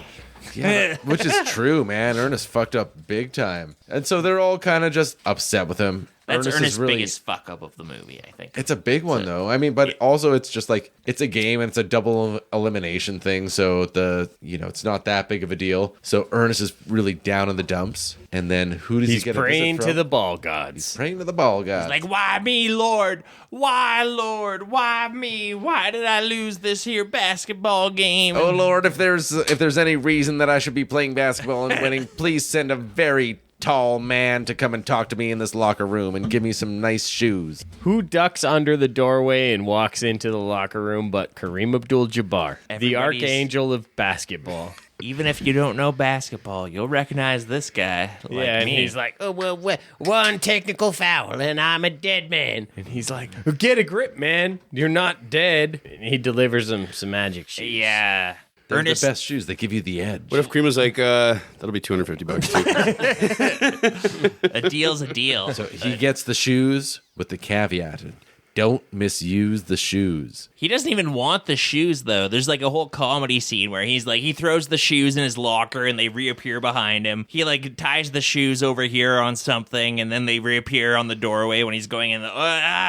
It's getting more and more ridiculous. These shoes really have a life of their own. They're characters in their own right. Yeah, they are. They're like, do you guys remember Goosebumps by R.L. Stein? There was an episode where they get a haunted mask that they put on and it starts controlling them. Ernest puts these magic shoes on and these things. And he's talking to them like they have, you know what I mean? They have their own personality. They're talking We don't know. Yeah, the squeaks. Those Yeah. squeaks. Yeah. We don't know the origin of these shoes. Are these demonic? We don't know at this point. They're Even by the end of the movie, I'm not sure. No. I feel like he probably should have cast those things into the fiery pits of Mount Doom. And the shoe, Only where they were made. the can shoe they be store unmade. owner plays a little bit of a role too, right? Okay, so like that greasy sales, that greasy guy earlier. So that pedophile guy. these are the shoes that he's trying to hawk off on Quincy. But then, like, while this is happening, he's also like ushering this NBA player around in the mall. Like, He's a demon. so that guy's popping up everywhere and tempting everybody. His So- name is Moloch, yes. which I'm An pretty amazing sure demon name. is a There's probably, demon. Yeah, there's definitely a demon named Mo. I have a feeling if we went to a library and researched it right now, we would find he's an ancient Babylonian spirit that has been involved in basketball since He has time like the type immemorial. of like encyclopedia entry where if you read it aloud, you might just summon him and curse your family for Yeah. 3 generations. Yeah, Kareem your Abdul-Jabbar. daughter's gonna start puking up pea soup. Somebody call Max von Sydow. Yeah. These Yin and fucking yang. sneakers are evil. They really are. They don't want Ernest to get laid, and That's kind of a travesty. Which is surprising from a devil. Yeah, exactly. They make him really good at basketball, though. The Devil's plan is always a little bit meandering here. He never really nails it home. So if we haven't really addressed it, this is now a full-on movie about like angels and devils. We've kind of seen each of them by this point. And it's kind of a bizarre left turn for the franchise, I think. It we pull is up the beyond bizarre. Can we pull up the old Babylon text we were talking about earlier? Dust that up. The Codex. Blow the dust off the old Necronomicon here. That's I'll why now read that's from why the Book of Ernest. I brought the Codex Seraphinanus up here.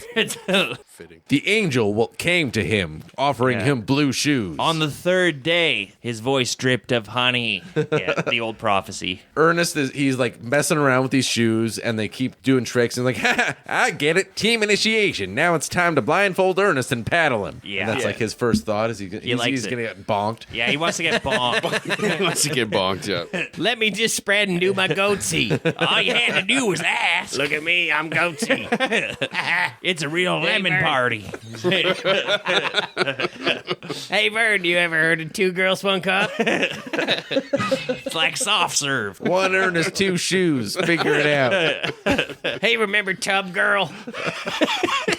What do you guys think Ernest eats? Nothing. Like beans yeah. I right can't picture- out of the can or something. Beans, chicken Kim Jong-un, fingers. he maybe? doesn't shit. He yeah. He doesn't shit, no. Utilizes all of his nutrients. He doesn't have to poop. His first game of basketball. Oh, dude, I gotta say, like Ernest in this basketball outfit, the guy's fucking in good shape for however old he was. Yeah, 40 not years bad. old. Ernest keeps surprising with stuff like this. He should be a lot more enfeebled, I think, to play a ridiculous character. But no, he's a healthy, fit man. He's hale and hearty. So he's got these shoes, and they have minds of their own, and they control his body, and he can't take them off. And he's like, whoa, now I'm dancing around all crazy. I feel like I'm in a Gene Kelly movie. All the kids in the audience are dying laughing at his Gene Kelly and It's like Humphrey singing in the Bogart rain. Yeah. Being like, I also love movies from the 1930s. This is a throwback. The golden era of cinema. It's all that he can do to lay down and have some sleep, and his legs won't let him sleep. And they have this shot where his legs are just like They flap in the air, and it's completely 2 different people, but it's It's total body horror because exactly. the TV or whatever is blocking it, and his legs are all over the place. way further apart than they should be. Ernest has been split in half by these shoes. Look at me, I'm goatee again. Come on, guys. Yeah. Where's the team? Bonk me. And these shoes, for the record, do have mammary glands. Yeah, we get a scene where Quincy, the kid, is asking his dad, Barry, if he can get those fancy shoes. And he's like, listen, it ain't about the shoes. I could have played college ball, and I could have gone pro. I'm messed up. Quincy knows his dad's full of shit. My friend jumped out of a window playing basketball with me. It's like, well, maybe if your friend had some fancy shoes, he wouldn't have done that. He really is just like laying it all down. And he's like, you got to work hard. Don't follow your dreams. Just work hard. Such bullshit. Become a janitor. Yeah. Be realistic, son. You put the time in, you'll become a janitor like me. And then maybe one day when you're 45, you'll get scouted by the NBA. Mr. Stranger Danger at the shoe store has been telling me that there's an alternate route, Dad. And I'm not going to take that. But Papa, the nice man at the shoe store said I need to bring these shoes to our meeting on Friday. Try hard work. That happens, and then we go back to the mall. Ernest is trying to get around to clean up, and we find out these shoes aren't good for nothing. Unless he's on the basketball court, unless he's dunking a basketball, they're not going to let him walk around or do anything. Yeah. They're very restricting to the lifestyle he wants. Like, he wants to call Miss Taradiddle up and go on a date, and they won't allow him to do that. He's trying to get into cars, and there's lots of good slapstick here. Jim Varney's pretty good at performing this stuff, where he's like kicking his feet up on the doors, and he's like, the shoes don't want me to go in there. Yeah, he tries to open a door, and he puts his foot up to block it. And really funny comedic actor. And It's nonstop with these shoes. And What kind every of Faustian bargain? they're just kind of squeaking along. Sarge tells the team they can't go tonight and they need to get them all spotless. And Ernest volunteers to stay and get it done. If only there was some sort of magic shoe that would allow him to clean very quickly and in a very comedic fashion. A whole mall. How is he going to wash all those windows? By jumping really high up and coming Wow. down with squeegees and stuff. It looks really weird. There's some like weird matte shots, I think, where they're like showing him like going up and down on windows. And We can't washing afford to them. shoot this in a mall. Just Put them on grease. make a painting of it. Funniest montage. We get a lot of him just mugging around. He does the bogey thing here. They're playing our song, the one we danced to in that smoky little club in Tangiers. I'm trying to do Back when he's in Ernest Africa. doing Humphrey Bogart. That's hard to do. Yeah. And he's, dancing around with the mop. Oh, Martha, you burning with desire, and I heartbroken, scrubbing an empty mall. He mops that floor so hard with that mop that it just turns into a fiery nub. Yeah. It really, him scrubbing that empty mall really kind of encapsulates the whole vacuousness, the whole emptiness, the shittiness, cheapness of this movie. Of life in general, and then more specifically this movie. Yeah, we're getting some of them classic Ernest close-ups, but not near enough. What's the director's name again? John Cherry, John the Cherry. third. Yeah. Can't hear it and not hear Don Cherry every time. Director Cherry. He wishes. Yeah. These Ernest people, they come over here, they're not wearing Remembrance Day poppies. They come to the land of milk and honey. They expect to be an extra in the movie and get a lunch. We're not going to let them in their movie. Earnest man is what I am. They think they can come to Canada and shoot an Ernest movie, A good Canadian get tax boy. credits. Like Jim Varney in BC. But they filmed all the Ernests. Ernest cleans them all in hilarious. We're all laughing. Hilarious right? fashion. Yeah. He's mugging, he's flying. Yeah. While this is going on, the clean sweeps, they're at their next game while Ernest is cleaning them all. So they're trying to avoid elimination here. Buddy gets injured. Who do they have to play? Ernest shows up. Barry's just like, he's like, you let me down again, Ernest? Nobody could clean them all that fast. Not even somebody with magic shoes.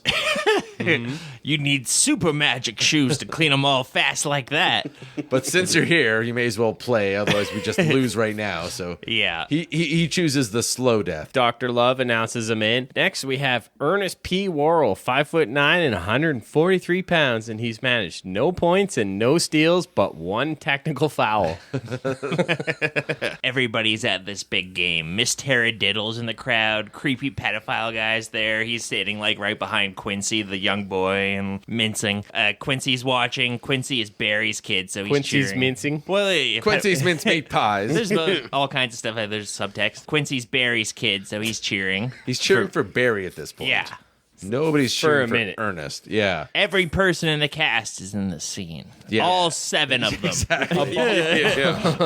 A ball flies out, and Ernest catches it way up in the air on the sideline and tosses it back to Barry for an assist. He goes up like 30 feet in the air and catches a ball. And everyone's like, oh, maybe we should let him play and not just stand Yeah. on the sideline Oh, he can playing jump really 5 high. Yeah, Hey, that's turns out crazy, white yeah. men can jump. Ernest is in the game. His team soon realizes that he's equipped with rocket shoes and he can run super fast, catch the ball any which way. This man can Jump. ball. Yeah. Barry gives him a weird commands at first where Barry's like, just stand here and don't move and don't do anything because you're such a fuck up. And so like Ernest is just standing in one spot and the ball just goes right by him and they're like, why didn't you grab the ball? And he's like, well, you just told me to stand in one place and not move whatsoever. And soon enough, they like program him a routine that works for him. When X happens, you can touch the ball. When B happens, you avoid the ball. And Turns out Ernest is a robot. And yeah, you just got to program him right accurately and he's good to go. he wins the game for them. Due to his Needless to say. amazing newfound abilities. Needless to say, Ernest is the town hero now. But Small town. So from here on out, 30% of the movie is shots of Jim Varney standing on a ladder where we can't see the bottom half of his body, but it's him going,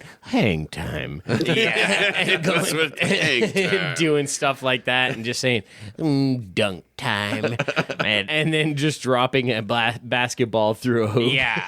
Quincy, the kid, we see him getting bullied on the court. The Archangel, Kareem Abdul-Jabbar, appears to him. He's like, what do you want, kid? Yeah. And he's like, how about $250 for those sneakers? And he's like, you're not asking the right question. Well, let me rephrase that. What do you need? It's so stupid. This is all part of Kareem Abdul-Jabbar's plan, where he's like, this whole movie is basically to teach Quincy a lesson about hard work. In the worst way possible. Yeah, in the most roundabout way. Yeah. He has to have an encounter with Ernest. Yeah, but first he'll have an encounter with Kareem Abdul-Jabbar. He's going to spend the next very... Quincy's going to spend the next 30 years of his life playing shadow basketball at night. Yeah. Trying to deal with what he did, like his encounter with Ernest. I think that's how most of these Ernest movies go. Is there's a kid who has to learn a lesson somehow through Ernest. You can't trust adults because Ernest is out there. Well, somewhere out there, He'll get you. Ernest. He'll get you. He's laying in wait. Listen up, kid. I've been here the whole time. I never left. Any minute now, Ernest can descend upon us. Yeah, that's the ultimate lesson of all the 16 Ernest movies. Ernest is looking for taradiddle in the phone book. There are 3 pages of taradiddles. That's funny. Good joke. And the shoes aren't must have letting settled him. here. The shoes aren't letting him call her, and he's flailing around on the floor. And we get a long, extended scene of slapstick. He drops the phone on his head. Finally gets a hold of her, and she's like, "Oh, I can't come. My grandmother has chicken pox." And he's like, "Oh, well, okay. Maybe when the boils clear up." Yeah. She's like, "Yeah, when they scab over."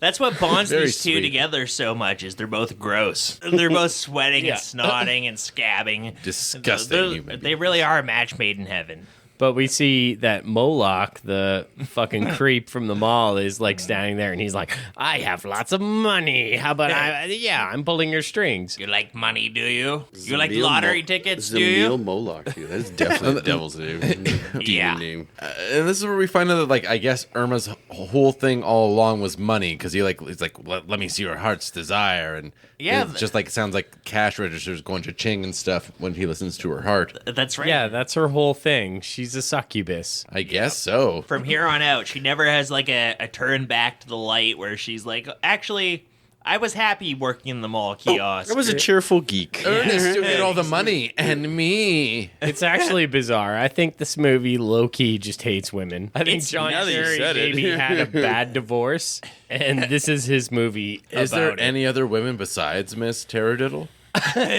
Dr. Love, really? Like, I was just a winning lottery ticket to her. Of the 8 people in this movie. There's no turn back to the light. The way that Tupac Birdie turns Kyle in Above the Rim, they're trying to turn Ernest to the dark side. But A tawdy seductress. yeah, Right. and pedophile guy bring Ernest. They're double teaming him. Yeah, they bring him into the limo and they're like, and you can have your wildest desires. All you have to do is keep doing what you're doing.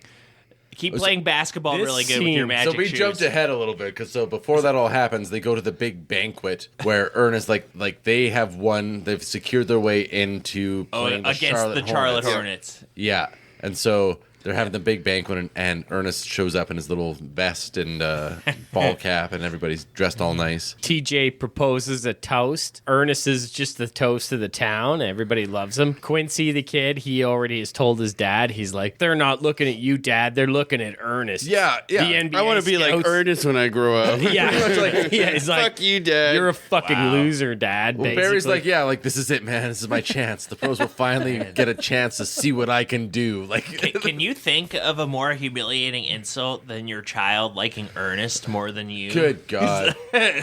Well, I showed my kid about half an hour of Ernest, and I think it's safe to say he likes Ernest better.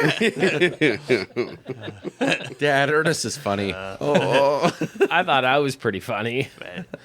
That's when Quincy asked for an autograph, and he's like, "It's the shoes, isn't it?" Don't you want your dad to sign this autograph? He's like, "My dad's a loser, and he always will be. He sucks." Dad's a bit of a limp dick, Ernest. I was hoping you might sign my... Dad says hard work will get me to the NBA. That's a fucking lie. So that's when Ernest gets in the limo with Moloch and Irma Teradiddle, his girlfriend, and she's all dressed up all glamorous now, right? Yeah. She's got like diamonds. looking She's hot got as hell. She got sequin dresses and all that stuff. a lot of décolletage showing. A lot of décolletage her for sure. bosoms are hanging out. Took the glasses off. I'd right? get that. Yeah. Took the glasses off. I'm there Took for the it. frumpy sweater off. Yeah. Ernest, I know we were vibing before, but now I will straight up suck your dick if you do more what you're doing already. Yeah, just keep doing what you're doing. Yeah. Become a star in the NBA. Like, they didn't need to do this. There's no 'cause, stakes. There's no like you have to betray your friends or anything. They're just like keep being a great basketball player. like, if we didn't show up, we probably would have gotten what we wanted. They didn't need to. They played too hard. That's their problem. Their tongue fucking Ernest steers in that limo, and Yeah, he's like, and so this it's like sounds it's a really- limo ride of temptation. Like, This just a limo lasts ride of forever. temptation. It's like the fucking third act of Martin Scorsese's Last Temptation of Christ. yeah. It goes forever. Then we get to like see him in Paris and fucking Moscow and whatever, and like all these places. And You're like, gonna be a fashion star. Like, people are gonna want to. You're gonna be a star, son. So like, they have the Armando Giorgiani fashion show. yeah. There's like a long sequence. It's long. Yeah. Where there's a fashion show and he's on the catwalk showing off like his like Yeah. denim looking all shiny and stuff, and there's these models Well, this was one of the, scantily clad. I'm watching this with my kid. I'm like, I have fucking kids here. And he's like, he's like basically making out with Irma, being like, we're gonna be together. Yeah. That part Ernest movie? that part confused my children. This was really the worst and part. us. And us. And us. Ernest is horny, Daddy. It's fine to be scared. It's fine to be scared right now. The song that was playing when they're doing the fashion show was something else too. It was like some kind of disco song. So it was like, you look so good, you look so fine. All the gods and goddesses should just resign. Yeah. It's kind of like a Madonna Write those song. lyrics down. Like Yeah. Madonna did Vogue, her fashion song. Yeah. David Bowie did kind of his fashion So, song. like- Flight of the Condors did their version. This is like this movie's version of that. Where it's like, you really like fashion, Ernest. So above the rim was double platinum. What did the Slam Dunk Ernest do on the Billboard charts? It had to be Probably the one. went single frankincense or something in the Christian rock Yeah, chart. the lowest of the Oh man, those Christian rock charts, it's so easy to get. This movie is inexplicably Christian. So he So- keeps seeing Archangel popping up being like, don't misuse the shoes. Remember, Ernest, don't misuse the shoes. Doesn't have much to do, really, No, he Kareem just- Abdul-Jabbar. They had him for a day. Yeah, and that ship sailed. Ernest has been misusing the shoes. Quincy's already had his eye on these other shoes since the beginning. So yeah, after this whole ordeal, after the banquet night, Ernest decides to blow off work. He like shows up and he's all rude to everybody. He's like, I don't need to mop. I don't need to do any of this stuff. And I'm a star now. Yeah, and Quincy sees he's his role model and he's being a jerk, so he decides he wants to be a bad guy too. Yeah. Yeah, Quincy Goes to has Chinese. my favorite line reading in the movie here. He's like, come on, Dad. Ernest put those shoes on and he blew you and all your hard work away. Pause. Yeah, Dramatic pause. He blew you and all your hard work away. You want to see real blowing? this It's kid like acting we- is not good. Makes We took 42 takes on that kid, gives you and a that was pause the for a best second. one. Where's he going with that? My wife and okay, I right. laughed out loud. Well, I like. What is he saying? I told you never tell anyone Ernest did that to me. What happens in the mall after hours stays in the mall after hours. He had another funny bit too, where like him and his dad are kind of having him out, and his dad's like, don't stay out past your bedtime or whatever. And he's like, I bet Ernest doesn't have to go to bed. And he's talking about was like a great. 45-year-old man. It's like Ernest doesn't have to eat his dessert after he finishes everything on his plate. But that's like North. Ernest doesn't have to eat his vegetables. Exactly. There's going to be a kid revolution. They're going to rise up because of Ernest. Yeah, there's no budget for to hire more than one child. At in this point, movie. I'm getting concerned because I'm watching this with my kid, and Ernest is setting a really bad example. You don't want him getting any ideas. So we get now they're at the game against the Charlotte Hornets. It's the big game. And Ernest has somehow become Muslim. Yeah. He gets carried in on like a litter, and he's just all dressed up and Regal as shit. Yeah. I thought he looked he's like like robes Liberace. They introduce him. They're got all kinds of like superlatives for him, and one of them is the hardest working cracker in basketball. They slipped that in there. I was like, cracker? in my Ernest movie. A honky who can jump really high to the net. I was expecting to say They're like redneck. They're calling him Ernie Valley Worrell. Some of the guys on the team, TJ, I think's like, when did Ernest become a black Muslim? It's like this is Funniest line in the movie. This is a lot for my Ernest movie. My kid's next to me. I guess I'm laughing now. Ernest is just like being a big time dick at the game. He's like, just fame get the got to ball his to head. me. And he's like sitting there filing his nails and stuff. Is Ernest like a Martin Luther King type, or is he a Malcolm X type? Is he with Elijah Muhammad, or Either way, he's the hero the black community needs. He speaks for all black people. He's got to show them what basketball is all about. What if they made him? What if they made him the token white kid above the rim?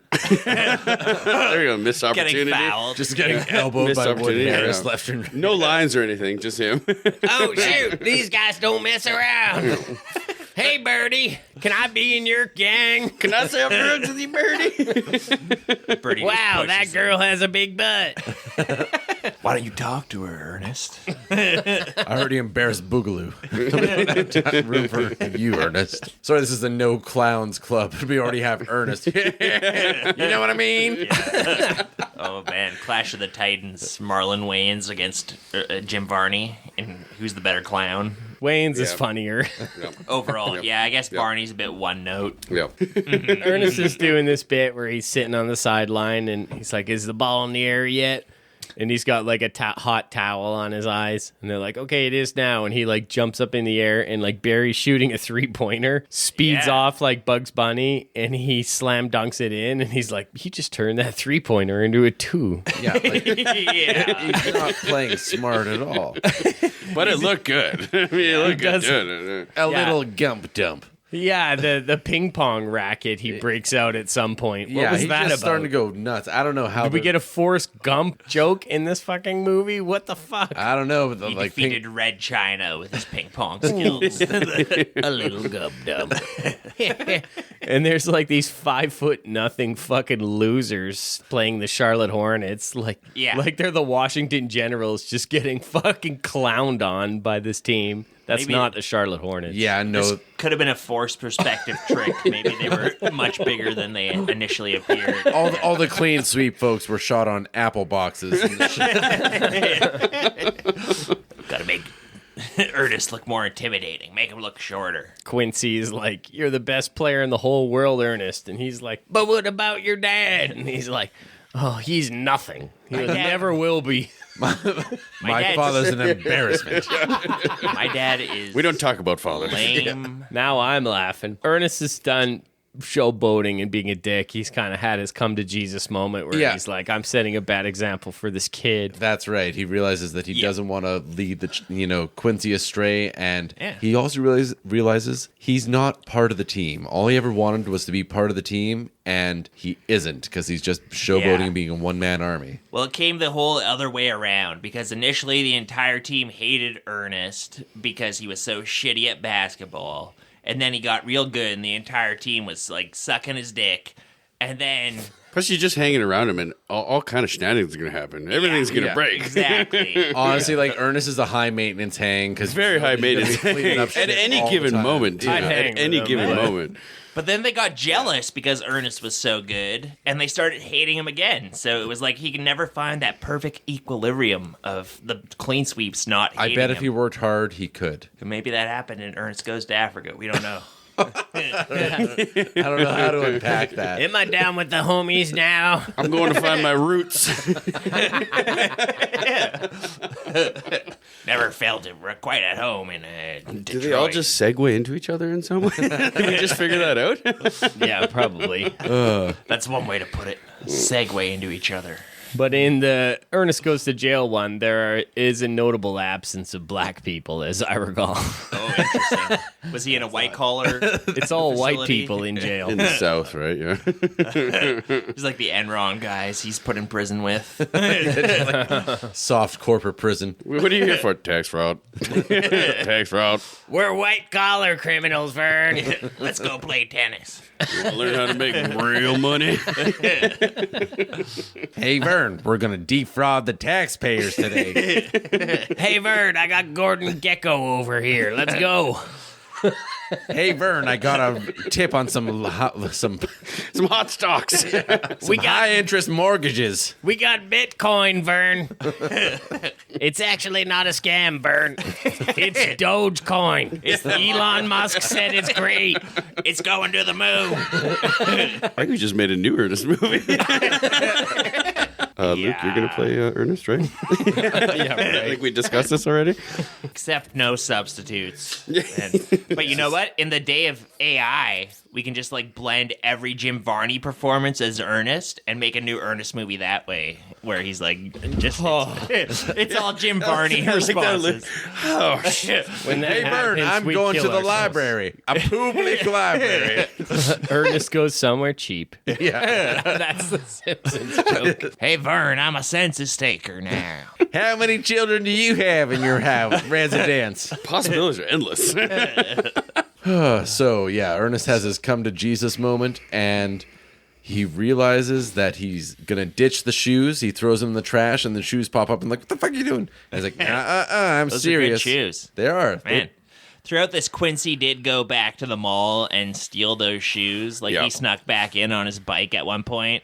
And then Ernest gave him the pep talk, and Quincy goes back to the mall and returns the shoes. Yeah. And that's the whole end scene where the devilish pedophile guy and the archangel of basketball. I'll get you next time, Ernest. Next time. Midland Ernest. kids. Did you guys notice the Alberta Pure Vodka banners in the arena? No. Jesus, Good really? God. I did not see that, actually. Well, I guess, noticed yeah, that. it's filmed I in spied Vancouver, that. so... yeah. I don't know for sure if those indoor scenes were in Vancouver. I don't know if you can don't get know. Alberta Pure Vodka Surely Vancouver anywhere. has better vodka than that. Even us in Alberta don't drink Alberta Pure Vodka. I was like, Yeah, I what's drink that? that slag off vodka. What's it doing in my Ernest movie? Ernest sport drink. Ernest gives up his talent, and then now it's up to Barry. Him and Barry have like a bit of a pass off where the rest of the team decides it's just Ernest's show. They don't want to mess with him. Yeah. And Ernest decides he's not going to play. So there's a funny moment where Barry and Ernest keep passing the ball back and forth, and Barry doesn't know what's going on. And then Ernest is like, I'm not playing. And so Barry finally gets his chance to. Old football injury. Redskins, you know? He has to say Redskins in there. Hard work will do it. They're a big team. Ernest gives him the pep talk and gives him the strength he needs to sink the basket. Slam dunk, 3-pointer, the stone goes in the ring, whatever basketball terms. The eagle is left. Guys, you guys are jocks, man. You're on some shit. Wedgie. Ernest, he's injured. He's out of the game. Before he gets injured, he's managed to rack up something like a 50-point lead. And the Clean Sweep boys, as valiant as their effort is, and Barry gets a chance to show, and there's some like color commentary. Dr. Love's like, oh my God, he just blew past two of the best defenders in the NBA. So like, this guy's like a big deal. Anyways, they managed to blow their lead, and now they're like down by 1 or something like that. And Ernest has to come in. Yeah, once again, it's pretty tense. Yeah, How much time is on the clock? TJ takes Yeah. 5 seconds. Circle back real quick. 5 seconds left. TJ's foul. They call Ernest in. You mean to say I'm part of the team? I'm really part of the team. You really mean it this time? That's right, Ernest. Not just the shoes. It's your character. Your character arc is completed, Ernest. You can be part of the team now. You go on, boy. Make that shot. So they give him the Prove rock, yourself. and he shoots it, and it goes every which way. And I don't I'm pretty sure once it hits like the first peanut salesman or whatever it happens, like This is a Happy Gilmore scene, you know? yeah, I'm with pretty the- sure that like that ball's out of play, but whatever. Well, this is a callback to the beginning of the movie when Ernest was a boy and he missed the shot and it bounced and like caused total carnage. Things go right for him this Now time. it causes total carnage, but then it does land in the net and he gets the point. And Like, everyone's I happy. suspect John Cherry has never seen a game of basketball in his life. Ernest makes his shot. After bouncing every which way, it goes in. They win. By now, Quincy has returned the shoes to Satan, and he says, "Not today." And Dr. Love is saying, Barry Worth is definitely an NBA caliber player. And some pro scouts just come right by. They're like, actually, we came to this game to like look and see if we could hire a fucking janitor in the NBA, because that would happen. Actually, like, you're 45. This is the best janitors around. You know how fast they clean a massive mall? It's Yeah. extremely impressive. So. You're in your mid 40s. Your knees are in fine shape. Why don't you come play in the NBA with us? Yeah. Not happening. Yeah. It's like, finally, I live out my college dreams. He leaves Quincy in the dust. He's like, hey, boy, stay at home with your mom. I'm going out I'm to going play for a basketball." smoke. Yeah. That's all wrapped up. Barry winds up, he gets scouted to the NBA. It's not even just like he's like good enough. So that happens. Quincy's like, I always knew you could do it, Dad. Yeah. It's like, no, you fucking didn't. You said your dad Called me a piece of shit earlier. You called I him said a I was a fucking loser forever. He said you couldn't wait to piss on his grave. You said Ernest was better than me. Okay? I'll be seeing you never, Yeah. Quincy. Now that I've proven you wrong, I think you should leave. You should go to your mother's You're not house. going to amount to nothing, boy. You'll never play. You don't even have fancy magic shoes. So, like, after all this has kind of happened, it really is kind of like the end of Wayne's World, where after they play their song, it's like, hey, I'm Gary Sharp Records. I'm just here to, you got a record deal right now. Like, he's like, Do you want to do the Yeah. super happy ending? so we like cut to the mall and we get this Moloch squaring off against Kareem Abdul-Jabbar. It was all part of your plan, Abdul-Jabbar. Yeah, they're just like, oh, so you figured out I was after Quincy all along, but you didn't see Ernest coming, Zamey. Zamiel. It's like, oh, God, yeah. There was like Emil some Morlock. Constantine Was gothic. Emil. Yeah, what Emil, the was it fuck, Emil man? Morlock? Like, there's some like weird You shit can use going both those names as a demon name. on. Like, there's some funny shit going Interchangeable. on in the background. I want to see Book that of movie. Revelations. You read the whole. happening So yeah, as we're wrapping it up, so the movie's about the Book Yeah. of Revelations. here. Yeah. Pretty much like Ernest is like that Leviathan or whatever that comes out Yeah. and has 7 heads. I don't know the Book of Revelations. A but he's, beast like, one with of them. 7 That sounds Almost right though to me. submergent. That sounds Yeah. right though. I'm gonna go with that. Yeah, it's like a happy ending. Everybody kind of wins. Could you imagine a very sad Ernest ending? Oh my god! Like, what if they just flipped it and like, Man. they show Quincy as an older boy and he's all like addicted to drugs. Like, what's I his should have name? worn What's those the- shoes. The Basketball Diaries. Yeah. yeah. Ernest is homeless. And then we cut into our next episode of the Basketball Diaries. Basketball Quincy's series. now a recovering heroin addict, but Man, Quincy that or his sounds dad like really fucked season him up. 4 of The Wire. Very similar. That's how the movie ends. Ernest basically just like does a goofy pratfall, and he's like, "Whoa, whoa, whoa!" And then the credits roll. Yeah, and the credits are all like 30 seconds. They're very short. My note is Ernest slips and breaks his neck off screen. So It's a happy ending. Roll guys. credit. I watch this on Prime, and you know they always have the things like, "Oh, watch this one next." And Ernest comes to Africa, and my kid's like, "Let's watch that." I'm like, "No, we're never watching that." That's why I was watching, and Candace was like, "What the?" We were both like, "What the fuck? I didn't even know that one existed." I think admitting you showed your kids Ernest might be like grounds for some kind of abuse charge. Now that we're talking about it, I promise you, my kid watches worse shit than this. Paw Patrol is worse than this shit. Yeah. Yeah, Yeah. Take Slam Dunk Ernest any day. I don't allow Paw Patrol in my house because Not this my is an household. ACAB house. Yeah, exactly. I hate those shit-eating dogs. God damn it, I want to strangle them and see the life go out of their eyes. even Rubble. Especially Rubble. Especially Most of all. All right, so final thoughts. We want to go around the table. We'll start with me. That movie sucked dick. Very bad Ernest movie. By far the worst one I've seen. I recommend other Ernest movies. Above the Rim is a pretty good little sports movie. I'd mostly just watch it for the soundtrack. I wouldn't say it's a masterpiece by any stretch. A lot of the time it's spinning its wheels. There's some good fucking basketball in it. There's some really good acting in it. Yeah, if this were maybe a better Ernest movie, I might actually split it on it, but this one kind of stinks. So my vote is Above the Rim as far as these two surprisingly thematically linked movies go.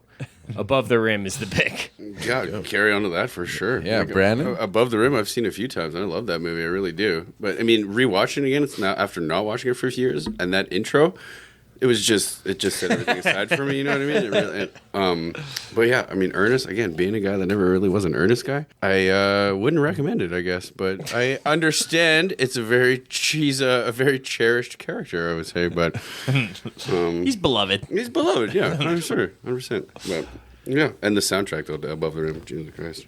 Yeah. I'm gonna go cranking on the way home here. Hell yeah. Yeah. I'm not coming in with anything different. I think Above the Rim, better movie. Like Luke said, not a great movie. The soundtrack's awesome. I love the basketball. I love that everybody is actually playing it. They could have cleaned up how they did the whole tournament and everything, but good to see them play basketball like that. Ernest was just a little too cheap. Not enough Jim Varney doing his shtick. Especially as an Ernie movie. Yeah, like those movies never have a big budget, but this one was like $50 or something. Like Pulgasari probably had a bigger budget than this movie. Pulgasari blows it out of the water. Yeah. Holy fuck. Kim Jong-il is a way better producer than John Cherry turning his nose up at Kareem Abdul-Jabbar. It's amazing what the threat of death will do to your movie quality. That's right. It's amazing, like if you're gonna go back to jail if you don't make a movie. But I will say that watching Ernest again, it gave me a newfound appreciation for Jim Varney. I did watch him quite a bit growing up, and I really kind of like what he's doing. He's a funny guy. He's a really talented actor. He's got bits. His face does. He's really good at doing the physical comedy, his facial expressions, all that stuff. So check out better Ernest movies, and Above the Rim, check it out if you want. Not bad. Mitch? Yeah, I enjoyed Above the Rim. Yeah, you're not going to pick Slam Dunk Ernest over Above the Rim, but... I would like to meet the person that would and have a conversation, but... Yeah. If there was such a person, they'd be at this table. And Yeah. yeah, they're not. I mean, Heated debates, yes. Yeah. in some ways, some of the plot beats are eerily similar, and in some ways, they are also similar with the Cars movies we did the other day. I think that's just like a sports movie kind of thing, where they all kind of have the same basic plot. With Above the Rim, I saw a lot of unrealized potential, where I was like, man, this could have been like the Boys in the Hood of basketball movies. But it doesn't quite reach that level. Tupac starts off as like a pretty complex villain, and then he kind of becomes the mustache twirly villain by the end. So I was a little disappointed with Above the Rim just because I saw like all this unrealized potential. But you're not gonna. Obviously, it's better than Slam Dunk Ernest. Yes. So I gotta pick Above the Rim. No, totally. Like there was a lot of good seeds there, and they just didn't get a chance to fully germinate. Yeah, exactly. All the elements, the groundwork was there, and they didn't quite stick the landing. Well, there you have it. I guess, you know, Above the Rim is the basketball movie of choice. It's better than Slam Dunk Ernest anyways. We've been doing a couple of kids movies back to back here, but I think Mitchell's going to take us into some seedier territory. What do we have coming up next time, Mitch? I hope you're ready for a man movie.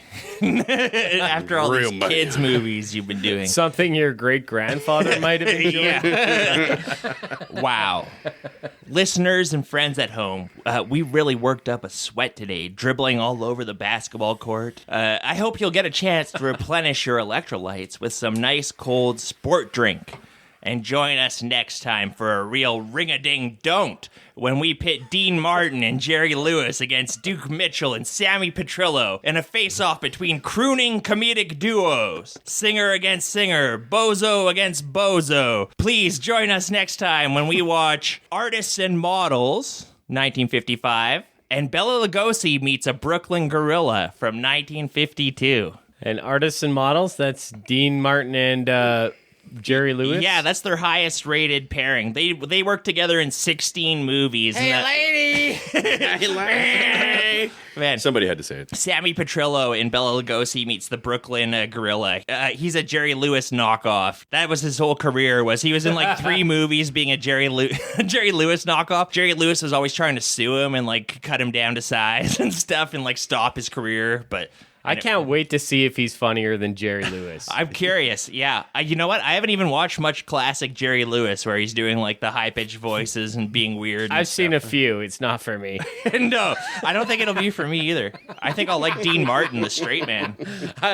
It should be noted that Dean Martin and Jerry Lewis, they were like the biggest fucking stars in America in mid-1950s. they had like the highest box office receipts. All their movies were selling out. They were like, when they split, it was like the Beatles breaking up. They just like eventually beefed with each other, and they were like, after this movie, we're not working together again. And they were both still huge stars after that too. They had massive independent projects, and then you've got Duke Mitchell and Sammy Petrillo. That's crazy. Are they good? Tune in next week to find out. Objective lens. Big thanks to Brandon Thiessen for thanks, coming fellas. on. Thanks, Here's fellas. your copy of Pootie Tang that I borrowed from you about 10 years ago. And just so everybody knows, because you can't see it, this Great is actually in movie. an old Blockbuster DVD rental case, too. That's which such makes a it even more nostalgic special. case design. Directed by Louis That is C.K. so Yeah. fucking funny, Vaughn. That's the best gift I think You I've got ever been Louis given. C.K. to sign that for you Yeah. with his cum? That's right. Over the phone. I'm going home to watch this now. Wow, Blockbuster. Yeah. Oh, yeah, that's what I mean. That's why I had That's to so make sure cool. everybody knows it's in the old DVD. I loved when they were going out of business, Blockbuster, and they just had like, Can I dang on the cherries, Mama D? You go ahead, Pootie. Sadate. Sadate. Thanks for oh coming yeah, on and hanging with us. definitely have you back on. Super funny, boys. Well, right on. Well, until next time, this has been a high and low. If you know anybody, any low lives that you think might enjoy this, just rate, review, subscribe, share all that. So thanks for listening. I'm Vaughn. I'm Mitchell. I'm Luke. I'm Brandon. Smell you later. Peace.